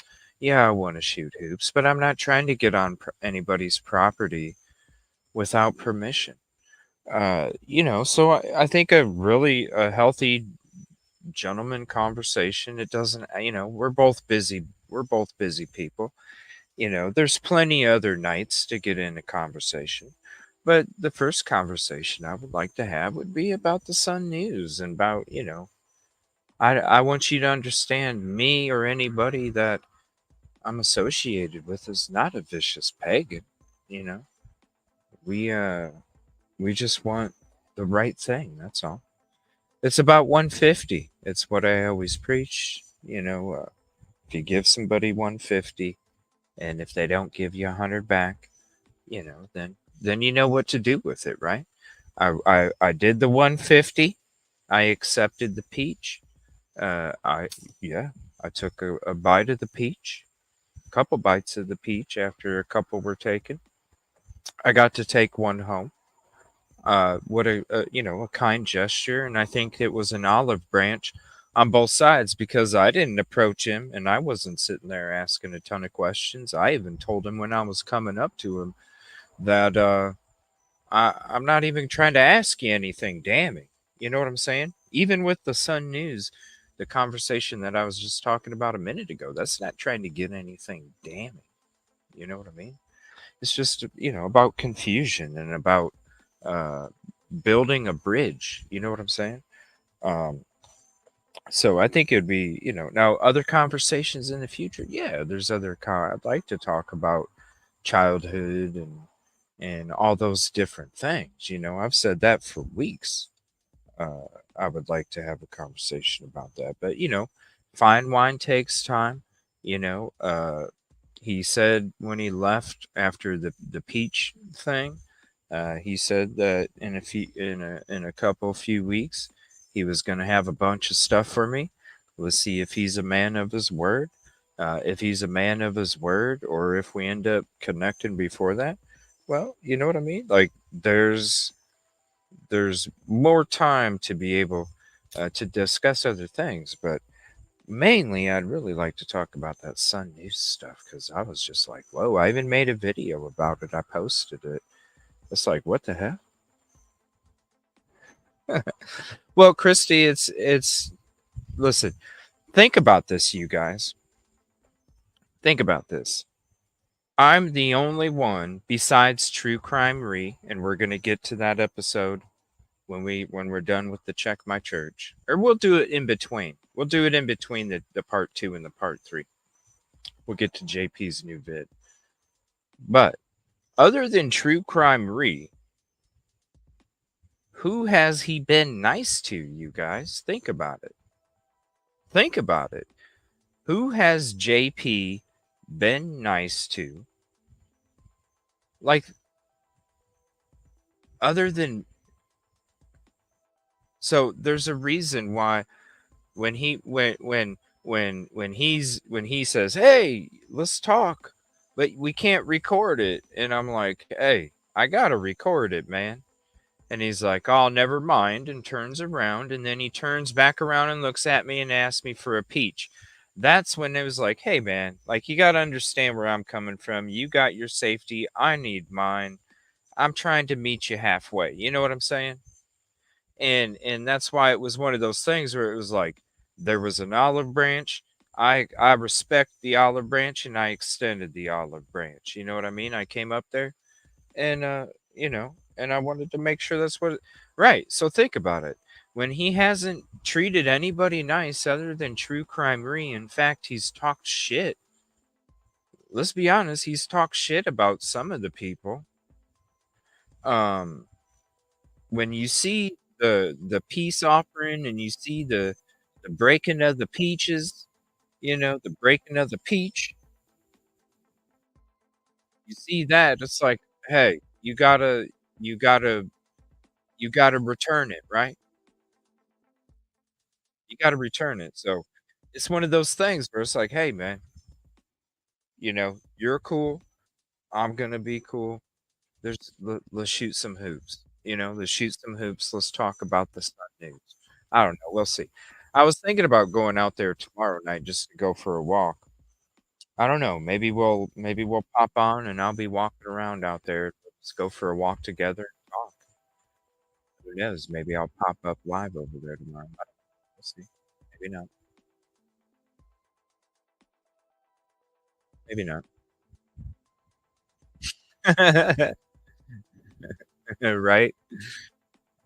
Thank you for your circus, right? Peach treaty, peach offering, peach treaty. That's funny. Think about it though, you guys. Who has he been nice to out there besides True Crime Re? Sarah, he's been on my list before I was on his. Trust me. Trust me. What's up, Simply Criminal? He's been on my list since I've been on his. It's that's why I think he probably reached out to me the way that he did, because he understands, like, because normally people are like, okay, I won't record it, put it down. I was like, look, man, like, I'm just being real, and you respect real, because there's a lot of fake out there. There's a lot of fake trying to do this or whatever. It's nothing but real. It's nothing but real. Right, yeah, Christy. Only Justin on TikTok, but that was short lived. That's the thing. Like, it's gonna be nothing but real.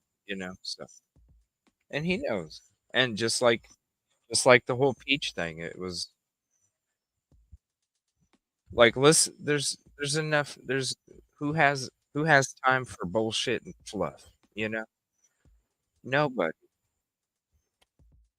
Let's just let's just be real, right?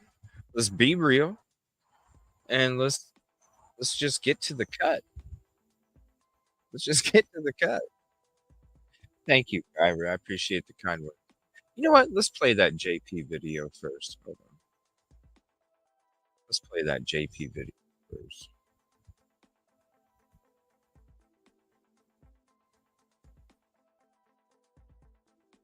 Let's see.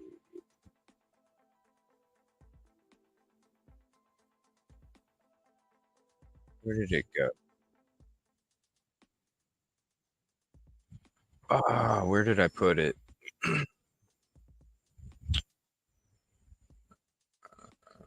Give me 1 second, you guys. I'm sorry. I'm so exhausted the last few days.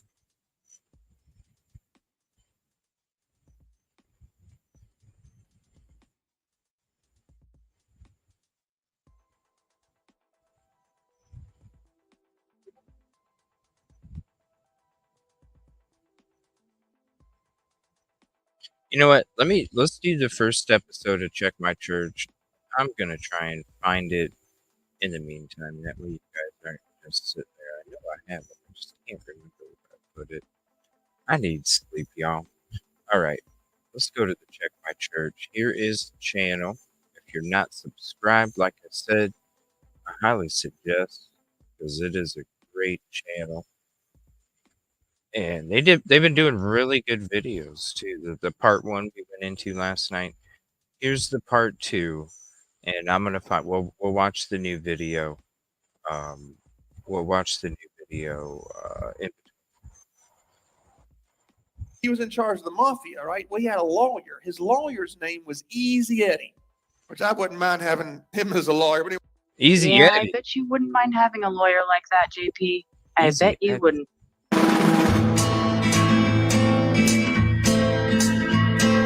Ooh, I gotta mute that. So it says Micah Miller's church deleted this sermon, but we have it, and we're sharing it with everyone. Hey guys, this is Sarah Young with Check My Church. If you're not familiar with us, we're a Christian watchdog and discernment ministry. We check every church and ministry we can for red flags of abuse, corruption, and cult-like control to protect the sheep and stop feeding the wolves. And here we are in part 2 of our review of the sermon, Hidden from the World, the sermon J.P. Miller preached right before announcing the death of his estranged wife, Micah Miller, on April 28th, 2024. Last week, we went through the first 5 or 6 minutes of the sermon and talked a little bit about how strange JP's behavior has been so far, especially given that he supposedly just found out that his wife had died the day before. If you haven't already, please go back and listen to part 1 of this review so you're not missing anything. But also, And yeah, we went through the part 1 last night. I think it was in the beginning after the intro.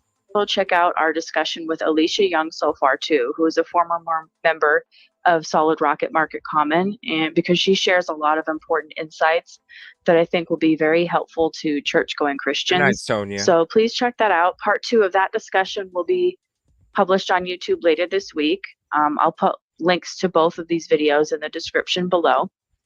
So we'll pick up where we left off and continue covering this sermon from J.P. Miller. But he was a generational. They were always thinking, what can I do for the next generation? What can I do for the next generation? On and on. And so it affects those that come after us. No person in this room lives or dies unto himself. Every person in here, we all make decisions that affect those who come after us. Psalms 112:2 says, the seed of the righteous is going to be mighty. That means if you choose to honor God, God made a promise. You might leave earth, but God made a promise that your children, your grandchildren, your great-grandchildren, they're going to be ahead in life. They're going to have a little bit of extra strength, a little bit more mercy in life, all because of the choices that you made. Okay, so at around 6 minutes here, after JP got what seemed like misplaced emotion, very possibly fake emotion, JP wipes his eyes with the palms of his hands, like he's wiping away tears. And maybe they are real. It looks like there might be some moisture there, and his eyes do look red and puffy now. So maybe he is crying real tears, but that's still weird to me because he doesn't shed tears or appear to shed tears or try to appear to shed tears when he announces Micah's death at the end of the sermon. And he doesn't cry or get emotional when talking about death all throughout the sermon. So again, he's supposedly crying here when he talks about people he doesn't even know personally, which, you know, a lot of you in your comments on the last video suggested that maybe he's feeling emotional because he's actually thinking about himself and the impact he's having on generations after him, or he's thinking about how he is the David in this situation. Maybe his emotion is authentic here, but it has nothing to do with Micah and everything just to do with him thinking about himself. So Mephibosheth, he's there at the palace. Mephibosheth. And I can picture someone carrying him to the dinner table one night. I picture this. When I read the Bible, I see the whole thing like a Steven Spielberg movie. I can see every detail. I can hear the music playing. You know, when Goliath showed up, it's like the Jaws music. No. I mean, I picture the whole thing. And so Mephibosheth's at this table, and King David's at the other end of this long table in the palace, right? And Mephibosheth's sitting there, and he's eating. He's being waited on hand and foot, and he says, King David, your majesty, I have a question for you. And I don't mean any disrespect, none at all. But King David, is it okay if I ask you something? And I can picture David wiping his long beard and putting his napkin down and saying, son, you don't have to call me King. Call me Davy. Just call me Davy, you know. And he said, oh, I don't know if I feel comfortable with that, King Davy, you know. But I want to ask you a question. Why am I here? Didn't my grandfather try to kill you and make your life hell for years? Didn't he try to throw a spear at you? Didn't he try to get people to chase you down, hunt you down? Weren't you living in caves because of my grandfather? Why am I here? And David says, son, I like you. I love you, in fact. You know, I'm going to treat you like one of my kids, but it has nothing to do with you, and it has nothing to do with your granddad. Yeah, your grandfather, yeah, he tried killing me. But let me say something. Your dad made a decision. Your dad decided to honor God with his life. Your dad decided to do the right thing when the wrong thing was happening all around him. And you're here in this place because your father made the right choice to do the right thing. That's why you're living in the palace today. And that's the way it works with the generations that come after us. That's the way it works with the people we leave behind. Our choices, they don't just affect us, they affect everybody else. So I have 3 points for you today, okay? Point number one, they all start with the letter C. Point number one is this: choice. You have a choice. Mephibosheth, he had no future to speak of. He had no money. He had no education. His parents were killed. He was the least likely one to succeed. But his dad made a choice to honor God. It says in Deuteronomy 30:19, I give you the choice between blessings and curses. Now, all through the Bible, we read about the generational blessing, the generational curse. Let me tell you something that's more important than that. It's the generational choice. It's the generational choice. It says, choose the blessing so that you and your descendants will live. When you feel like holding a grudge, don't do it because it affects others. When you feel like being stingy, don't do it because it affects others. When you feel like, just throwing in the towel and taking the easy way out, don't do it because it affects more than just your life. It affects the people around us. So, y'all know Al Capone, right? Some of y'all Northerners remind me of Al Capone. Anyway, so Al Capone, he was in charge of the mafia, right? Well, he had a lawyer. His lawyer's name was Easy Eddie, which I wouldn't mind having him as a lawyer. But anyway, Easy Eddie had no integrity. He would do anything to keep Capone out of jail. He was very successful, and he was compensated greatly for his efforts. Okay, I don't know if you guys caught that, but J.P. Miller would apparently love to have an attorney like Easy Eddie. It's really interesting that he says that because his attorney, who is a member of Solid Rock, is, along with JP, under investigation by the FBI. Specifically, what the FBI is investigating, I don't think that's public knowledge, so we don't really know exactly what the FBI is investigating regarding JP and his attorney. Okay, and I want to... This is a very good point. Check, and I've been saying it already. For people to say that they know what the FBI is working on and they know they're the connection between us and the FBI, all you have to do is watch the video from the person yesterday and you look at their responses to the answers and you can tell it's a bunch of bullshit being blown at you.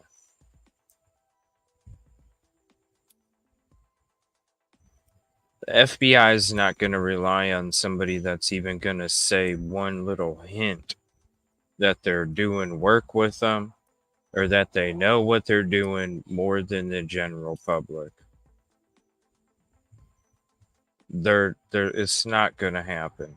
Seriously, all you have to do is watch the video yesterday about Sprinkler Boy.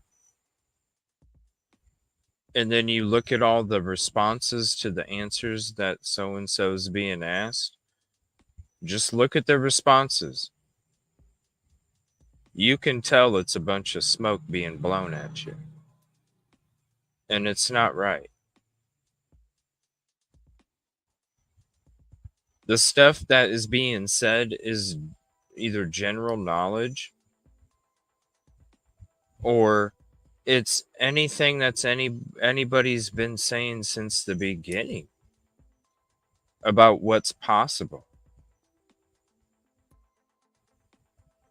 Even the stuff with the medical stuff, we've been saying the medical stuff for 3-4 weeks now. It's not a surprise. It just drives me nuts, Yoli, when people are claiming they work with the FBI and Fitz News now. And it's like, you think that a government organization is going to trust somebody that says, hey guys, I know stuff that you don't, and it's regarding a government organization? They're not going to use you anymore. They look for people that don't say anything, because that's what they do. They don't say anything. Attorney, but it's just very interesting. It's a very interesting coincidence that the day after Micah died, that he says that he would love to have an attorney like Easy Eddie, who had no integrity and helped the mob and did all he could to keep his clients out of prison. I don't know about you guys, but I've dealt with attorneys who have no integrity and they're awful. I don't know why anyone, especially a Christian, would want an attorney like that unless they're a criminal. Then I imagine you would want a terrible attorney who only cares about making money and keeping you out of trouble.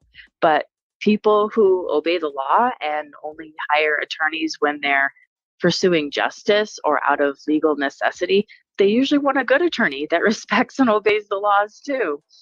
You know, not Easy Eddie. So this was super intriguing that he says this, but let's continue listening because the statements and claims by JP through the rest of the sermon.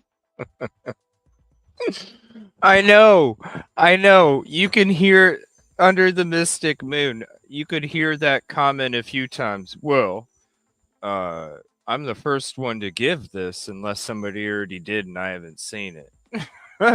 Yeah, you didn't even know who I was. I feel like I should know who CJ is. I don't know who he is though.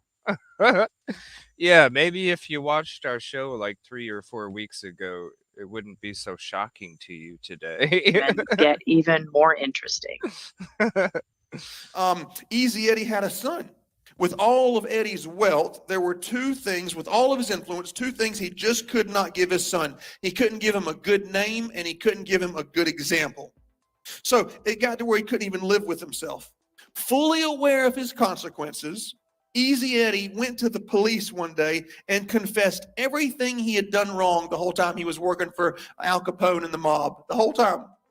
He was trying to teach his son that, son, integrity matters, honor matters, and excellence was important. He ended up testifying against Capone and the mob, and as he expected, his life ended in a hail of gunfire right outside of his home. I lived in a house where my parents served God, but I can't imagine what it would be like to live in a home or to be in a group of friends or maybe at your workplace. And everyone's just compromising in every area with every joke they tell, every picture they show, every Facebook post, everything they say. It's hard to make the right decision, but you can do it. This is a man who posted a topless picture of his wife on Facebook out of revenge, which I believe is a crime. In other sermons, he jokes about having a hot wife and making lots of money.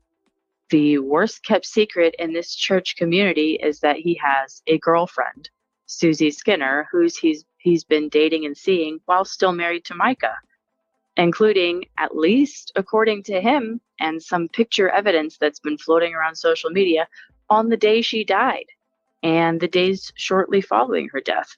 Before he was married to Micah, he was cheating on his first wife with her before they both got divorced and married each other. And it's also come out from his ex-wife, and she's alleging that he's had several inappropriate relationships and misconduct with underage girls in the church. So that, on top of the abuse that Micah mentioned before she died and documented, JP doesn't compromise in the jokes he tells or with his Facebook posts or with his behavior. No, he practices it on a regular basis, it seems. So the way I see it, he's pretending not to know what it's like to compromise morally, even though he knows exactly what it's like because he's been caught doing it in a variety of ways. So some pure hypocrisy here and just straight up dishonesty about what kind of man he is. This, in my opinion, is a perfect example of a wolf trying to look like a sheep. He knows exactly. Right. And see, this is why, this is why I'm glad about the peach offering. This is why I'm glad about it because, like I said, I would like to talk first about the Sun News and the article and all that stuff because I am part of the protest. You know what I mean? And I'm not a vicious pagan or a lot of the stuff that was in that email to the Sun News. So I think that would be a really good conversation to have with JP. And then trust me, like I've always stated for weeks, I would love to have a conversation where we sit out on a lawn or something and some lawn chairs. We have a just a chill back conversation. I want to know. We start from the beginning, like what was, the childhood. We go through the teenage years. We go through early adulthood. We go through all these different parts. What made you want to, you were hanging around a lot of the rug buddies, right? You're hanging around a lot of the rug buddies. At 26, I think you said is when you started living your life for Christ. Like, what made you transition into that soul moment? Like, what made you want to preach? Like, all these different things, multiple conversations. Like I've always said, not these 1 minute, 1.5 minute clips. One of them we're going to get into tonight in between these episodes. Not these minute and a half clips. I'm talking JP and CJ bonfire or something. You know what I mean? Like JP and CJ at the park. You know, JP and CJ shooting hoops. JP and CJ, chilling over here, at this eatery outside or something. You know what I mean? Like different conversations multiple times where we talk about different things. You know what I mean? I think just like what Check My Church is saying, like, with all this stuff, what is this? Why is your ex-wife saying these things? Like, what happened? Like, what? Take us there. You know what I mean? Like, if you want people to really hear your story, JP, it can't be on these minute and a half clips. Let's break it down. Listen, there's who else is gonna treat you like I do when it comes to being able to sit down and talk, uh, real, right? Nobody. So we can sit down, we can have these conversations hour, 2 hours at a time, go as long as you want. We could do 3, 4, 5 hour shows where we're just chilling outside, enjoying this beautiful South Carolina evening, it is beautiful out. I love nature. I think it's awesome to just chill out, and I think it's good. It's a good setting to have real conversations. So I would like to know, like, what made you go from this point to this point and this point to this point and this point to this point, like all the different changes, and if JP wants to, he can ask me questions too. I ask him a question, he asks me a question. That'd be kind of cool. Q&A for both of us. Ask me a question. You want to know about my childhood? I'll tell you about my damn childhood, man. You want to know what I was doing out on the streets? I'll tell you what I was doing out on the streets. Let's do it, the DeLorean, y'all know, like I even have one in GTA, okay? I even have one in GTA. I love the DeLorean and the hoverboard. I don't care about the lace 'em up self Nikes. I don't care about those. I'm an Adidas guy, so I don't care about the shoes. But the hoverboard and the DeLorean, oh, all day. We ain't going there, Heather. We ain't going there, Heather. We'll chill up. Maybe we can go to the ballpark. Maybe what I'll do is I'll go walk around Common Market and we can kind of go to the ballpark and go to different spots or whatever, you know. Just it's a beautiful area. It really is. It's peaceful. The weather's beautiful. It's a beautiful area over there. It'd be a really peaceful walk. We'll just talk about the case as we walk around. All right, back to this video. What it feels like to compromise, and he's pretending not to. There's a great story of Moses in Hebrews 11:24. It says when he became mature, he left the palace. You know, Moses was living in a palace, getting treated on hand and foot. He was like the son of Pharaoh, they called him. He had everything he wanted. But it says he considered the reproach of Christ to be greater wealth than the treasures of Egypt. In other words, he was making an eternal decision versus an earthly decision. And a lot of our decisions we make nowadays, it's like, what feels good right now? What can I do now? But some of the decisions you make, you may not see them on earth, that the good things come on earth, but they're eternal decisions, right? It affects even your eternity. So years later, during World War II, there was a U.S. airman named Butch O'Hare. He was flying a fighter plane on a mission. Right after he took off, he noticed that his fuel was empty, and he had to drop out of formation and head back. On his way back, he saw 10 enemy planes going towards his fleet of friends who he just left. With his adrenaline pumping, he turned and he attacked these 10 planes, literally outnumbered 10-1 in the air. He charged in, did everything he could to save his friends. There was gunfire, smoke.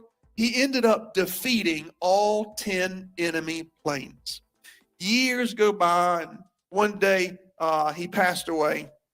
Chicago named their airport after him, O'Hare Airport.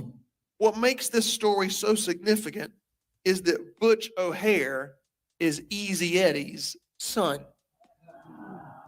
What? His family went from no reputation, no respect. Watch this. What? One generation later, let me say it this way, one choice later, and now they have incredible honor and incredible integrity. Well, Paul told... I mean, it is Chicago. I used to live right next to O'Hare Airport when I lived in Chicago. And, I mean, it is Chicago. Chicago's always been corrupt, you guys. I mean, Chicago's always been corrupt. So I'm not surprised. I'm not surprised. Timothy in 2 Timothy. What? He was in charge of the mob.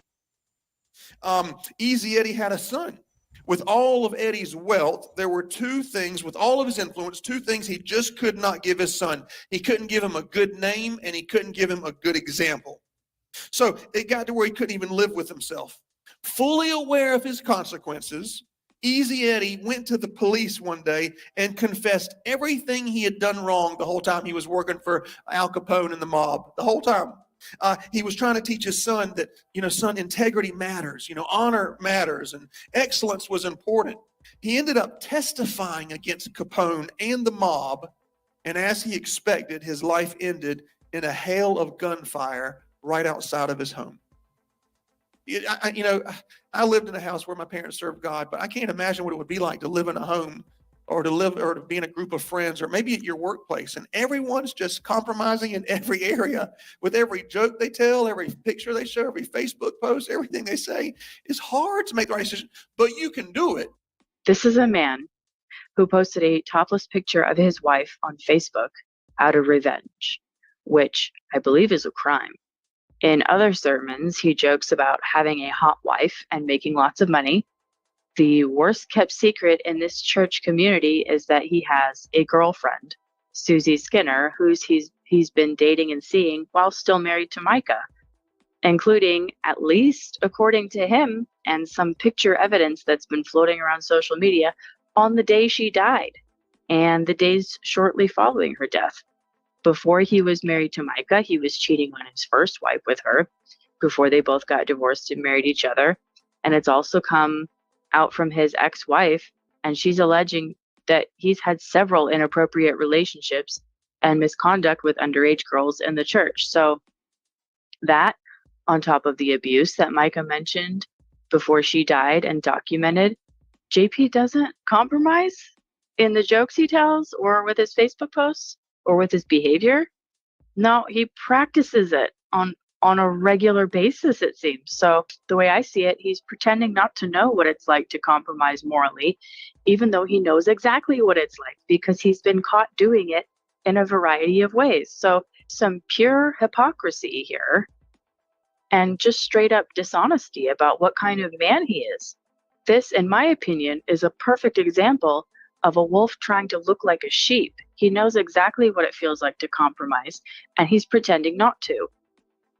There's a great story of Moses in Hebrews 11:24. It says when he became mature, he left the palace. You know, Moses was living in a palace, getting treated on hand and foot. He was like the son of Pharaoh, they called him. He had everything he wanted. But it says he considered the reproach of Christ to be greater wealth than the treasures of Egypt.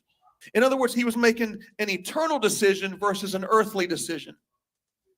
And a lot of our decisions we make nowadays, it's like, what feels good right now? What can I do now? But some of the decisions you make, you may not see them on earth, that the good things come on earth, but they're eternal decisions, right? It affects even your eternity. So years later, during World War II, there was a U.S. airman named Butch O'Hare. He was flying a fighter plane on a mission. Right after he took off, he noticed that his fuel was empty, and he had to drop out of formation and head back. On his way back, he saw 10 enemy planes going towards his fleet of friends who he just left. With his adrenaline pumping, he turned and he attacked these 10 planes, literally outnumbered 10-1 in the air. He charged in, did everything he could to save his friends. There was gunfire, smoke. He ended up defeating all 10 enemy planes. Years go by, and one day he passed away. Chicago named their airport after him, O'Hare Airport. What makes this story so significant is that Butch O'Hare is Easy Eddie's son. This family went from no reputation, no respect. Watch this. One generation later, let me say it this way, one choice later, and now they have incredible honor and incredible integrity. Paul told Timothy in 2 Timothy 1:5, the faith and wisdom I see in you, Timothy, I love you, I'm proud of you. It didn't start with you, buddy. No. It started with your grandmother, and then it went to your mother, and now it lives in you. He was saying you are where you are because your grandma prayed for you every day. Anybody can say that about there? You are where you are because your mom drug your butt to church every Sunday. That's why you are where you are. You know, I've told you my nana, I had 4 grandparents, of course, nana, papa, grandma, granddad. My nana is my last. I'm 44 years old and she's still alive. We have actually 5 generations alive on earth right now. And she's the one that would make me go and preach to her out at the amphitheater when I was 10, 11 years old in Darlington. And she'd let me take up an offering, which was always special. She didn't have much, but I took it. But I also remember the other day that when I was, I think it was 11 or 12, I wanted to take a homiletics class. Homiletics is like a public speaking for preachers. And so I went to the Bible college, and my nana would pick me up and go with me so I could learn how to preach. She actually took the class with me, and she would get up there and preach and write sermons, and, you know, we'd help each other out. At 11 years old, she did that. She's 96 years old, and she's still speaking faith into me. Let me play this for you. John Paul, this is Donna. Just wanted to give you a call and tell you don't you ever give up preaching unless God wants you to. Don't listen to all these mouths that try to come against you. Just trust God for your life and your preaching because you're too good to ever give it up. From what I could hear, you are absolutely wonderful. I just wish I could hear you too, my darling. God loves you, and you just trust him with whatever is going on. Don't let the devil take anything from you, honey. Stand your ground. Love you. Bye-bye. Listen. She's 96. She lives in a nursing home. She can't even get out of bed. But she calls me every week and leaves voice messages just like that. Okay, so now we're getting into some real manipulative behavior because JP plays a voicemail from his grandma and she's telling him to never stop preaching unless God tells him to, and not to listen to the people coming against him because he's too good not to preach. He's just too good. Don't let the devil take anything from you. Stand your ground. And that's all really sweet and nice, but this is, vaguely related to the topic of the sermon, but I think he did this for 2 specific and important reasons. One, I think he knows he's about to get in a lot of trouble for Micah's death. Whether he pulled the trigger or not, I think he knew what was coming and it was not going to be good for him, and it hasn't been. So he needed something like this to precede his announcement, to demonize critics and anyone saying he shouldn't be a pastor, and to justify him continuing on in ministry amid everything that's going on and what he's done up to and including his potential hand in his wife's death. His grandma says stand his ground no matter what. So that's what he's going to do. This is a very manipulative way for him to protect himself from scrutiny and criticism. And it's emotionally manipulative too, using his sweet old grandma. But second, I think JP is probably a narcissist, and he might be psychopathic too, but he might not be. But the red flags are there. And right here is a big one. Here he is on the day after his wife died, playing this voicemail from his grandma because she's bragging about him and puffing him up with pride, telling him he's too good not to preach. His wife is gone. It's a tragedy and it's horrible, but he's thinking about himself in this moment and how he's going to justify continuing on in ministry. He's thinking about what his grandma says about him because he's too good not to preach. On top of all this, I would argue with her, even though she sounds like a sweet lady, and that's why he exploited this voicemail, right? But I would argue with her and say it doesn't matter how good he is at preaching, which I don't even think he's good, in my opinion, but let's pretend for argument's sake he's the best preacher in the world. It doesn't matter. If he's abusing people, then it's like Dr. Diane Langberg says, and this isn't an exact quote, but she said something like this: when someone is particularly gifted verbally or theologically, it's easy for us to assume maturity and good character, but the ability to articulate theological truths or teach the Bible doesn't necessarily make someone a servant of God. If you have thoughts on the sermon, or if you notice something that I didn't, again, please share it. Until next time, and as always, examine everything, use discernment, protect the sheep, and please do not feed the wolves.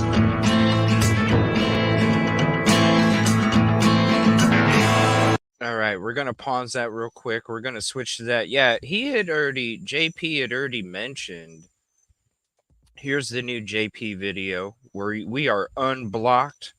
We've been unblocked for a couple weeks now. Thank you, True Crime We didn't do nothing wrong. So here's the link to this. This is the new JP video that came out last night. When it comes to the medication, you guys, when it comes to the medication Mike was on, he already listed like the 5 medications that she was on in like I think it was part 5, part 4, maybe. It's been a couple weeks. He came out with, yeah, that was one of them, SOC Rebel. There was like 4 or 5 of them. He already mentioned the medications, so that's what I'm saying. It's just, you know what? I might do a members live video where we just break down that video from yesterday, and I'm gonna show you all the bullshit. Okay? Maybe we'll do that for a members live too. I'm just gonna break it down and break all the bullshit down, you guys. And it's just couldn't help but come across all the ones that have to do with the mission trips that we went on. I'm not a missionary. I don't like missions trips. I'm a teacher. I like to stay home and teach. But she loved the mission trips, and especially when she went to Africa last year. When she came back, I picked her up at the airport, and she was overwhelmed with joy. And she came back. She said she wanted to start a school, a Faith First Academy in Africa. And I said, Micah, you can't do that. I said, that's not possible. We don't have the money. We don't have the resources. We don't have the teachers, the curriculum, the location, the place. We don't have it all. Well, that was kind of a challenge for her. And so for the next month, and the way when you communicate with Africa, they're in a completely different time, of course. And so when you send them a message, you don't get a response to the next day, and then you send it and the next day. And about a month later, she brought me a notebook. She had the teachers, the location. She even had the lunch lady, someone who was going to bring these children food. And she brought me everything we needed. And she got it down to about $500 a child per year. And then I'm the guy that's good with financial stuff. And so I was able to get it down to $300 for a year for a child to go to school there. And that includes the food that they get each day. And so we sent a team at the beginning of this year, and we were expecting about 75, maybe 80 kids. The first day we had 150. By the end of the week, we had 300. And now we have about 350 children begging and pleading for us to start our school back in August of this year. And so, in honor of Micah, we're doing it. It's her mission. She came up with it. She started it. She did all the work. She prepared the way. She laid the foundation. And so, we are sending a team, and we're praying to God that we have enough of what we need to be able to feed the 300 and something kids, curriculum provided, teachers trained, and everything. And we're really, really excited. So that's something we have to look forward to. We'll send you pictures when we start, when it comes out. And if you go to dare2caremissions.com, you'll see our website, and that's where Micah started, of course. And so if you love Micah, you got to love the people of Jabbrock, because that was her big thing that she enjoyed so much. Thanks.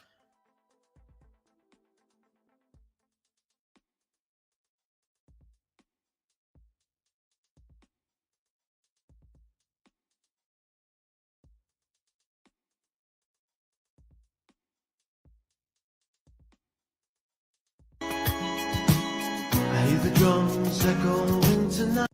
All right. We'll just let those pictures continue to play.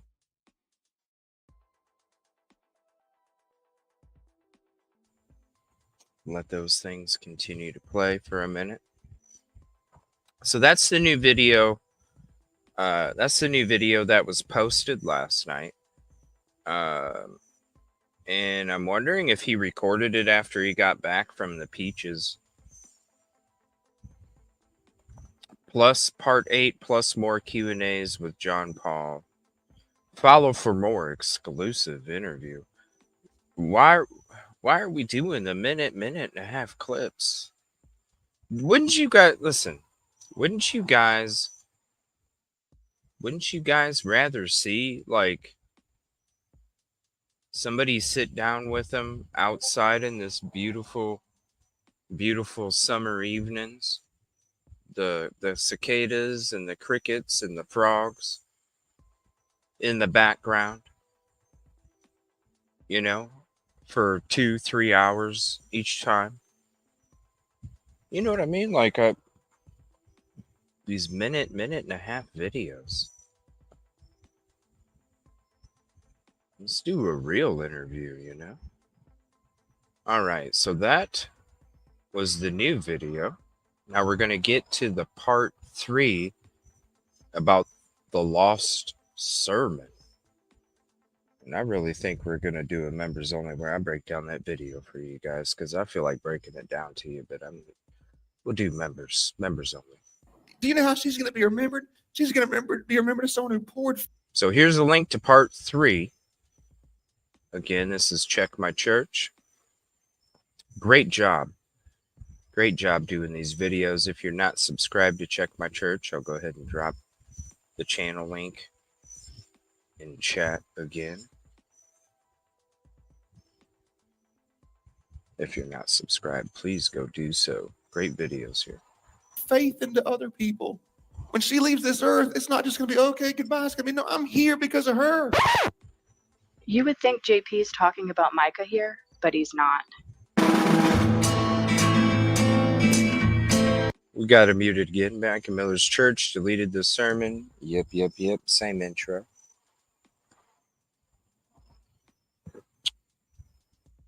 Very interesting stuff by Check My Church. Definitely go sub. Ooh, hold on a minute. Third part of our review of JP Miller's sermon. Hold on 1 second. Okay. Thank you, Detective. So here's the link to this video. Okay. We're going to switch to this real quick. All right. This is why the medication wasn't big news to us. We went over this video.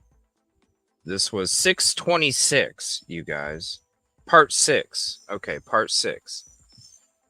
This was 626 when he mentions all of the medication, okay? 626. Hey, today's video is for all of the people who've been emailing me from around the world, telling me their struggles, personal stories of mental illness, as well as the stories of people whom they love who battle with mental illness. And the same story is throughout every single email, and that is, when you start feeling really, really good, you want to come off your medicine because you think you don't need it. So listen, the reason you feel good is because you're on your medicine. Don't come off your medication.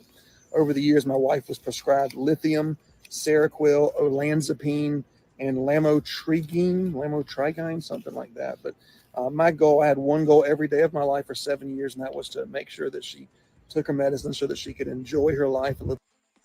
So this was 626, you guys. Love who battle with mental illness. And the same story is throughout every single email, and that is, when you start feeling really, really good, you want to come off your medicine because you think you don't need it. So listen, the reason you feel good is because you're on your medicine. Don't come off your medication. Over the years, my wife was prescribed lithium, Seroquel, olanzapine, and lamotrigine, something like that. So this is 626. So when it comes to a lot of this, like I said, the dude didn't know who I was. I don't know who CJ is. I feel like I should know him, but I don't. Well, hey, I'm just a little fish in this huge pond, you know. I ain't worried about it. But we've talked about it for weeks, so there's the video, you guys. We checked it out 626 or 627.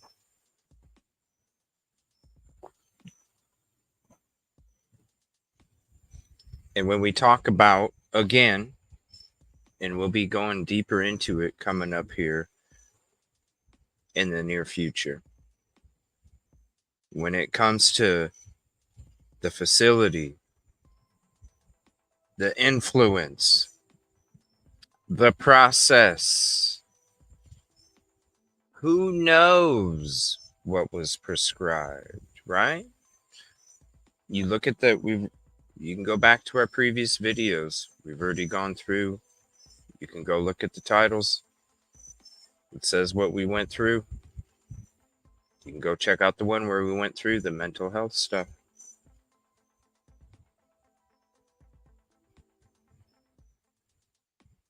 With a witness. Oh, we're good. We're good. That's the medication.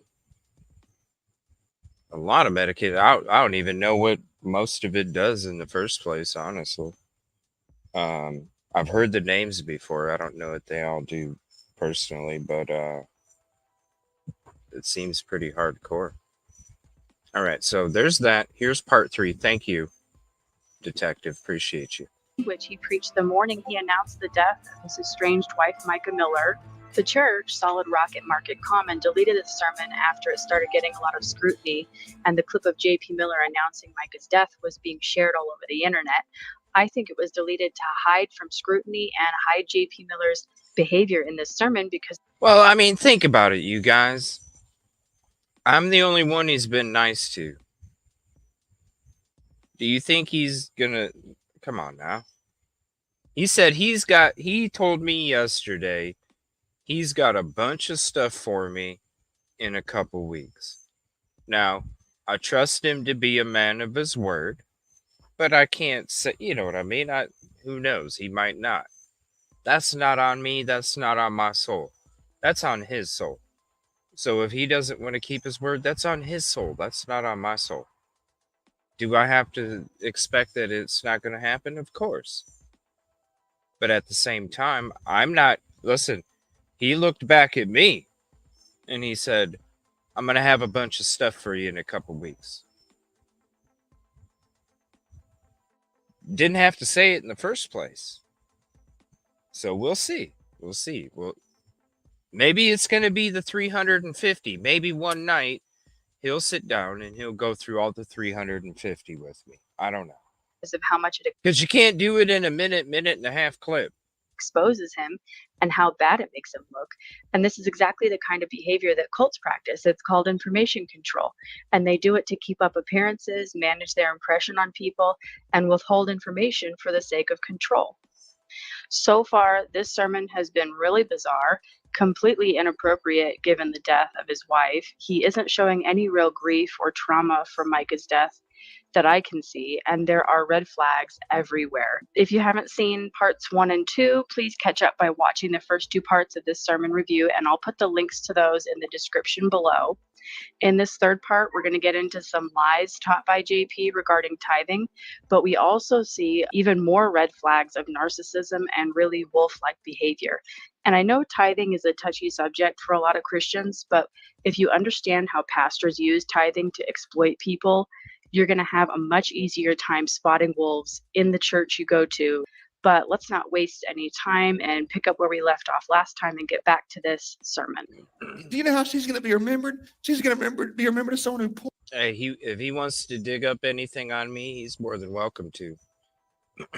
I ain't worried about that shit. It's like I said, if you do the right thing the right way, you ain't got to be worried. Be remembered. She's going to be remembered as someone who poured faith into other people. When she leaves this earth, it's not just going to be, okay, goodbye. It's going to be, no, I'm here because of her. I'm still going because of her. One time in Genesis 14, Abraham defeated this evil army. There's a reason why I was awarded full custody of my daughter, 9, 10 years old. There's a reason why I was awarded custody. Because I did shit the right way. And when he was walking away, he had so much spoil with him, gold, jewels. On his way home, he saw Melchizedek. Now, a lot of theologians think that Melchizedek is Jesus in the Old Testament, or it could be a type and shadow of Jesus. But either way, it's a high priest. And so when Abraham saw him in Genesis 14:20, it says Abram gave Melchizedek a tenth of everything he had. He just saw this high priest, said, you know what, I'm going to tithe. Now, for all of you that think, well, tithing's under the law, this is hundreds of years before the law. So tithing's before the law and it's after the law because Jesus said to do it. But he just thought and said, you know what, I'm just going to give 10% of everything I got. I'm going to give it to him. Okay, so here we are on the tail end of the voicemail JP just played of his grandmother talking him up.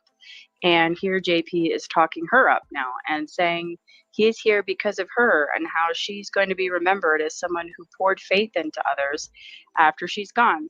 But this is really bizarre because Micah just died. His wife just died, and he's talking about his grandmother and how she's going to be remembered. And I think it's because she compliments JP and feeds his pride. So I think we're seeing exactly how the wolf in sheep's clothing operates here in real time. Micah wasn't feeding him anymore, so she's meaningless to him. But his grandma is feeding his pride and that narcissistic supply that he needs. So he's rewarding her the way wolves reward those who feed their pride, by talking them up. But then he goes up into this high-pitched voice that he does sometimes that really makes me cringe. And I really hate it now. I didn't notice it nearly as much in the first half of the sermon, but now I'm noticing it every few minutes. And I have to say, a lot of you in the comments noticed this before, and I don't know why he does it, but he does it a lot. If I had to give an explanation for it, I'd say he does this as a means of emotional manipulation, because the way he does it, it comes off almost like baby talk. Anyway, that's what it seems like to me. But let's move on, because now we're getting into tithing, and it's so twisted and convoluted that you really have to slow down and listen carefully to everything he says and check everything he says against the Bible. Because tithing is a topic that Christian pastors twist and lie about so much that we really need to pay attention to what they're saying. And here, JP says Abram was on his way home and he just saw Melchizedek on his way. And since Melchizedek was a high priest, he just decided to tithe from everything he had because he was a high priest of God. But that's not really an accurate depiction of what happened or why. So first of all, tithing from the spoils of war to the king of whatever region you were in was a custom of war. This was not a tithe in obedience to a command from God, and it wasn't from Abram's personal property either. It was a one-time tithe tax to the king that Abram was obligated to pay from the spoils of war. Sometimes pastors try to use this as an example of why we should tithe, but Abram's tithe is not comparable at all to what Christian pastors want you to do by tithing from your income to theirs every single week. But also, the tithing of the Mosaic law, which God gave to the nation of Israel, not Christians, was for landowners who had enough crops and animals to tithe to the Levitical priests. It had to come from the land of Israel too, and it wasn't money. It wasn't required of the poor, the widow, the foreigner, or those who didn't have the land resources to tithe. In fact, tithing supported the poor and the needy. But last but not least here is when JP says that Jesus told you should tithe. Jesus didn't say you should tithe. Jesus told the Pharisee to tithe, but you're not a Pharisee. The Pharisees were under the Mosaic law, and Jesus was talking to them as a Jew who was also under the Mosaic law. He hadn't died on the cross yet or resurrected, and he hadn't fulfilled the law yet. But once he did, the Gentiles could then become children of God by their faith, and they were not obligated by Jesus or the apostles to observe the temple ordinance of tithing or the Mosaic law. Please check into everything I'm saying. Don't take my word for it. All of this could be supported by scripture, and I've written a lot on this topic already, so please check out my essays on this topic, and I'll put links to those in the description below as well. But the point here is that Abraham didn't just decide to give 10% to Melchizedek. He was obligated to by war customs in that region at the time. It wasn't a tithe in any sense that Christian pastors like J.P. Miller here want you to think it was. Okay, let's move on to the next part of the sermon. So Abraham had Isaac, Isaac had Jacob, Jacob had Levi, okay, 4 generations. If you fast forward to the New Testament in Hebrews 7:9, it says Levi paid tithes through Abraham because when Melchizedek met Abraham, Levi was unborn, but in the body of Abraham. You know what that's telling me? Abraham gave God, right, gave to God, and God is crediting this boy that's not even born as being a giver because his great-grandfather was a giver. Here's what God was saying. It's in the blood now. It's in the blood. Abraham's parents were stingy. They were idol worshipers. Abraham made a decision. He thought he's going to be a giver. Now his great-grandson's automatically, he's not even out of the womb, and God says, that's a giver. That's a giver. Because Abraham put it in the blood. Okay, now this gets really absurd because, first of all, Hebrews 7:9 isn't talking about how Abraham's tithe made Levi a giver or a tither. Read Hebrews 7. It doesn't say that. It actually is funny that JP mentions Hebrews 7 because if you read the entire chapter in context, it's not a reinforcement for the temple ordinance of tithing, but the opposite. It's actually talking about the end of tithing and all ordinances of the law because Christ now holds the priesthood of a better covenant that replaced and made obsolete the old one. It's explaining to the Hebrew Christians how the Mosaic law has been fulfilled by Christ. Christian historian Russell Kelly has written more extensively on Hebrews 7 and how it relates to tithing. So I've included a link to his writing on this in the description, but I've also included Sean McCraney's verse-by-verse teachings in the book of Hebrews. If you want a contextual teaching on the book of Hebrews, I highly recommend him. But next clip. If you fast forward several years, God's asking the Israelites to bring gold and jewels so they can build a church, right? And instead they started worshiping the gold and all these horrible things. And so Moses comes down the mountain with 10 commandments. And in Exodus 32:25, it says, when Moses saw the people were out of control, he screamed, who is on the Lord's side? And watch this. The sons of Levi, out of thousands of people, the sons of Levi said, we're on the Lord's side. 5 generations later, and they're still serving God because of one man. 5 generations later. In fact, if you study, whenever he decided to give them all positions through the Israelite camp, the greatest position was the priests. And guess who got that? The tribe of Levi. All because Abraham decided to be a tither. Okay, so this has got to be the most insane explanation for why the Levites were chosen to be high priests that I have ever heard. But first, they weren't building a church. They were building a tabernacle. It's not a church, and they aren't the same thing. Christian pastors do this frequently too, I've noticed. They conflate the Old Covenant temple with New Covenant Christian church buildings, and they're not the same thing. The temple of the Old Covenant under the Mosaic Law was the house of God, meaning it was his dwelling place where the high priest would go into the Holy of Thank you, Holies Sabrina. and commune with God and make sacrifices for the sins of the people. And there was a veil that separated God from the people. Christian churches operate under the New Covenant. The church building isn't the house of God where God dwells. It's his people themselves who are his house, and our bodies are his temple by the Holy Spirit because of Christ's death and resurrection. We're all priests, and we all have direct access to God through Christ. The veil has been torn. We've been reconciled to God, and now the only high priest and mediator between mankind and God is Christ. So the church building is merely a building where people go to worship, study the Bible, and fellowship. But you don't have to go to a church building to do any of that. Pastors like J.P. Miller will conflate New Covenant church buildings with the Old Covenant temple because they want us to think that they're the same thing, that the church building is necessary to our faith to be in the presence of God, and that going to the church building is vital to our faith, but it's not. It's just a building. Then he makes the ridiculous claim that the tribe of Levi was chosen to receive the tithe because Abraham was a tither. The Bible says the Levites were chosen because they were the descendants of Levi, the son of Jacob, who was the son of Isaac, who was the son of Abraham. And Abraham was chosen and blessed by God not because he tithed, but because of his faith. And it had nothing to do with tithing. So nowhere in the Bible does it say Abraham and his descendants were chosen by God because of tithing. They were chosen because of faith. Your choices affect everybody else. Okay, point number 2 is this, curse. Starts with the letter C, curse. Deuteronomy 5:19, and that I don't mean like F-bombs or anything. Some of you northerners were like, oh man, I can't do that anymore. No, that's not what I'm talking about, okay? No. I'm talking about like curse, like iniquity in the Bible. Okay, Deuteronomy 5:9-10. The iniquity of the parents can visit the children to the 3rd and 4th generations, but I show mercy and love to those who obey me up to 1,000 generations. So when you go to the doctor, they say to you, tell me about your family history. Is there any mental illness in your family? Is there any diabetes, any heart disease? Why do they ask you that? Because they know you can struggle because of somebody else. They know that you can struggle in life because of something that was passed down to you.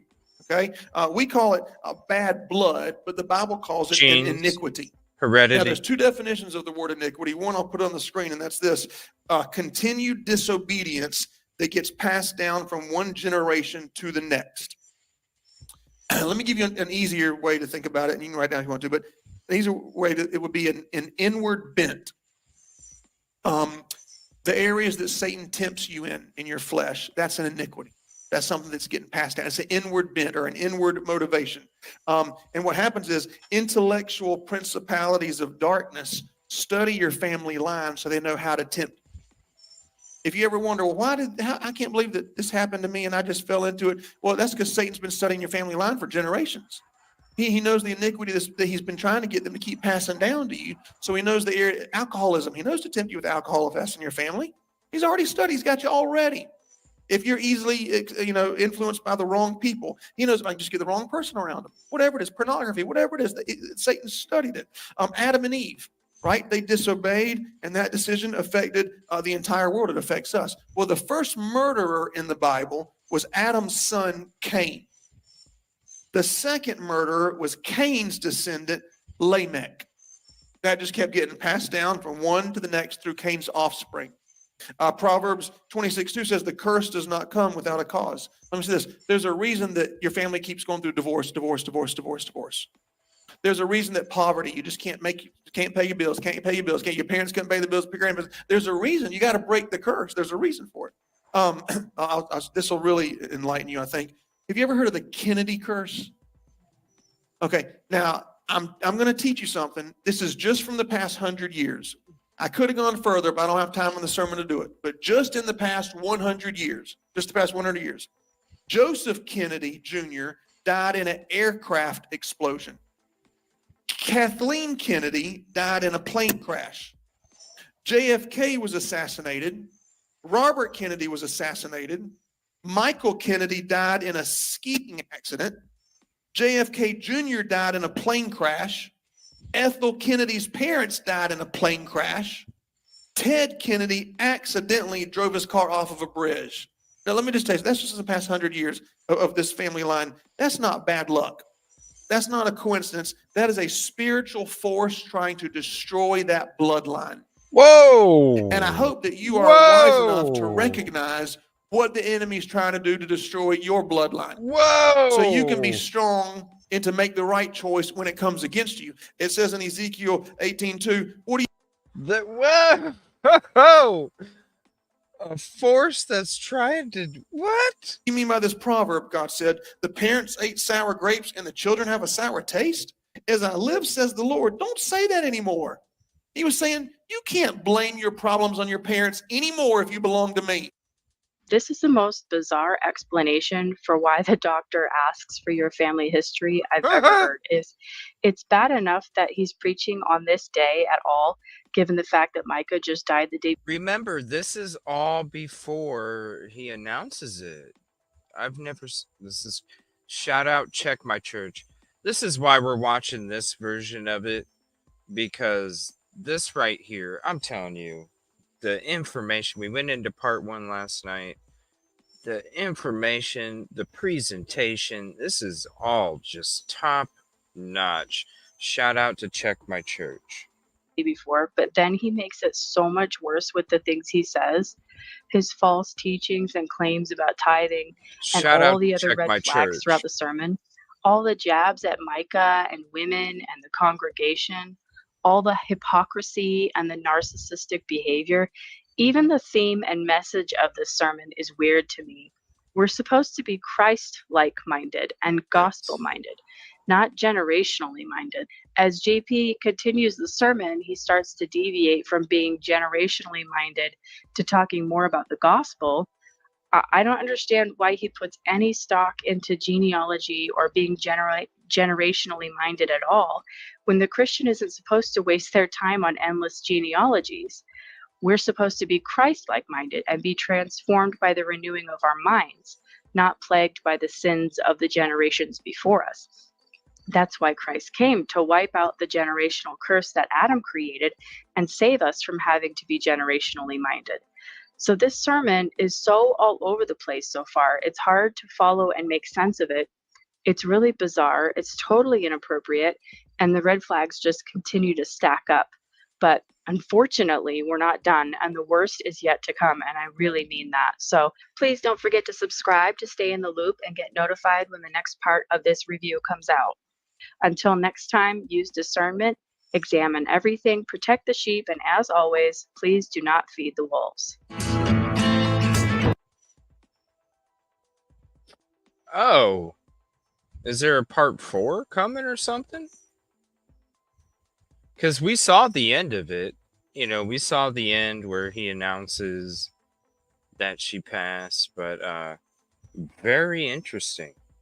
And what a great breakdown from Check My Church. That's why we started watching this one instead last night. I had them saved for a while. These have been out for like 3 weeks, I think. Yeah, 3 weeks. We had them saved for a while. We just never were able to get to them. And then we came across the video last night. We're like, hold on, let's just go to Check My Church. Wonderful job. Superb. Good stuff. If you're not sub, definitely go sub. And here, let me click on the channel again for you.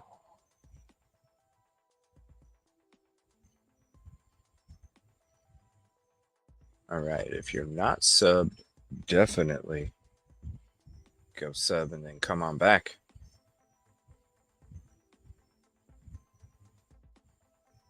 What's up, Melissa? What's up, Wildcat? Damn, y'all missed a lot if you're just hopping in tonight. Right from the getro and the intro, y'all. Man, yeah, if you guys are just definitely going to want to check out the beginning. From the beginning. Shoot. All right, we're going to check out one more video tonight before we kick back for the evening. I am thinking about going to hang out at the lounge in about a half an hour. I'm not going to go to bed quite yet. I think I'm going to go hang out at the lounge and play some video games or something. So if you want to chill back, you're still up for the evening, you want to chill back and hang out, and just kick it with me as I just chill back and do whatever. I don't even know. I might even watch some Tales from the Crypt. I might just play some video games. I don't know. But I'm going to chill back for a little while over at the lounge if y'all are still up. Probably in about midnight Eastern or something. All right, so we're going to check out this video. This is from a channel I just came across. I shared the channel. I don't know if it was last night or if it was the night before. Just ran across it, so I'm going to share this with you guys real quick. And this is going to be a video discussing, okay. So when we've talked about, here, let me go ahead and display this too. I've dropped the link in chat. It's CJ's Lounge. It's my lounge channel. I'll be over there probably around midnight or so. So I came across this channel a few days ago. You know, I love to highlight other content creators that I think are doing a great job out there bringing awareness to all these cases, because it's a community effort. It's a community effort, and I think it's when we do this together, we can create some major tidal waves. So this is a video that's talking about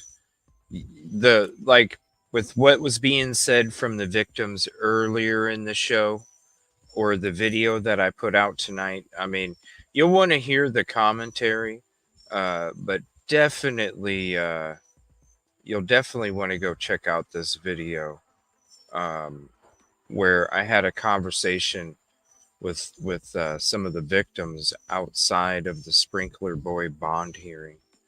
But we went through the actual video earlier in the show. I posted that before just to let you guys have it before we went into it tonight. But when they're talking about, you'll hear the conversation, and you've heard them in the live protest ever since we've been there. You hear about somebody being a pastor at Solid Rock. He was on the sign that I showed in one of the photos earlier. You hear about him being a pastor at Solid Rock. You know who it is. We've even went through it before weeks ago, you know, where he talked about J.P. Miller not being the man that he thought he was. It's like, whoa, bro. You're a pedo and you're around children. Like, why are you even preaching? All right. So I came across this video and I thought she did a wonderful job. Radiant Brit, thought she did a wonderful job. So we're going to share that video and let her kind of explain more about this guy. We went through it weeks ago, month ago, probably, maybe even longer. We went through a lot of this stuff, and definitely go sub to her channel if you're not subbed yet. And we're gonna check this out. It's a great video. Do things like go on video. Tonight we're here to talk about a topic that might ruffle some feathers, but as always, I'm just here to have a conversation, share my opinion. I want to talk about this pastor from Solid Rock Church. Solid Rock Church is where J.P. Miller was a pastor prior to everything that unfortunately happened with his wife, Micah. I'm not here to talk about Micah. I've already provided all of my thoughts around her, but I did say I want to possibly give some other opinions about JP and the people that were around him. So we're going to talk about Pastor Kennerson, Bernie Kennerson, today. And this is just shocking. And it's another reason why I have so many trust issues with churches, specifically mega churches, evangelical organizations. These kinds of entities have always just put a shiver down my spine, and I think that history speaks for itself. But tonight we're going to speak about good old Bernie. So if you're interested, please keep watching. It's crazy, y'all. No, Melissa, you should go through. Just go to my live section, and you'll see the Idaho shows that we've done. We still do. We still do them. It's just what else is there to talk about other than what is out there, what's reported, court hearings, things like that. But really, a lot of the other stuff, we've just, I mean, we've just really, it's just, there's other victims out there that also deserve some attention, because other than the court hearings, I don't really know anything has been new for the last couple years. We still talk about it. Just go to the live section. You'll see the hashtag Idaho4. Thanks for joining. Appreciate it.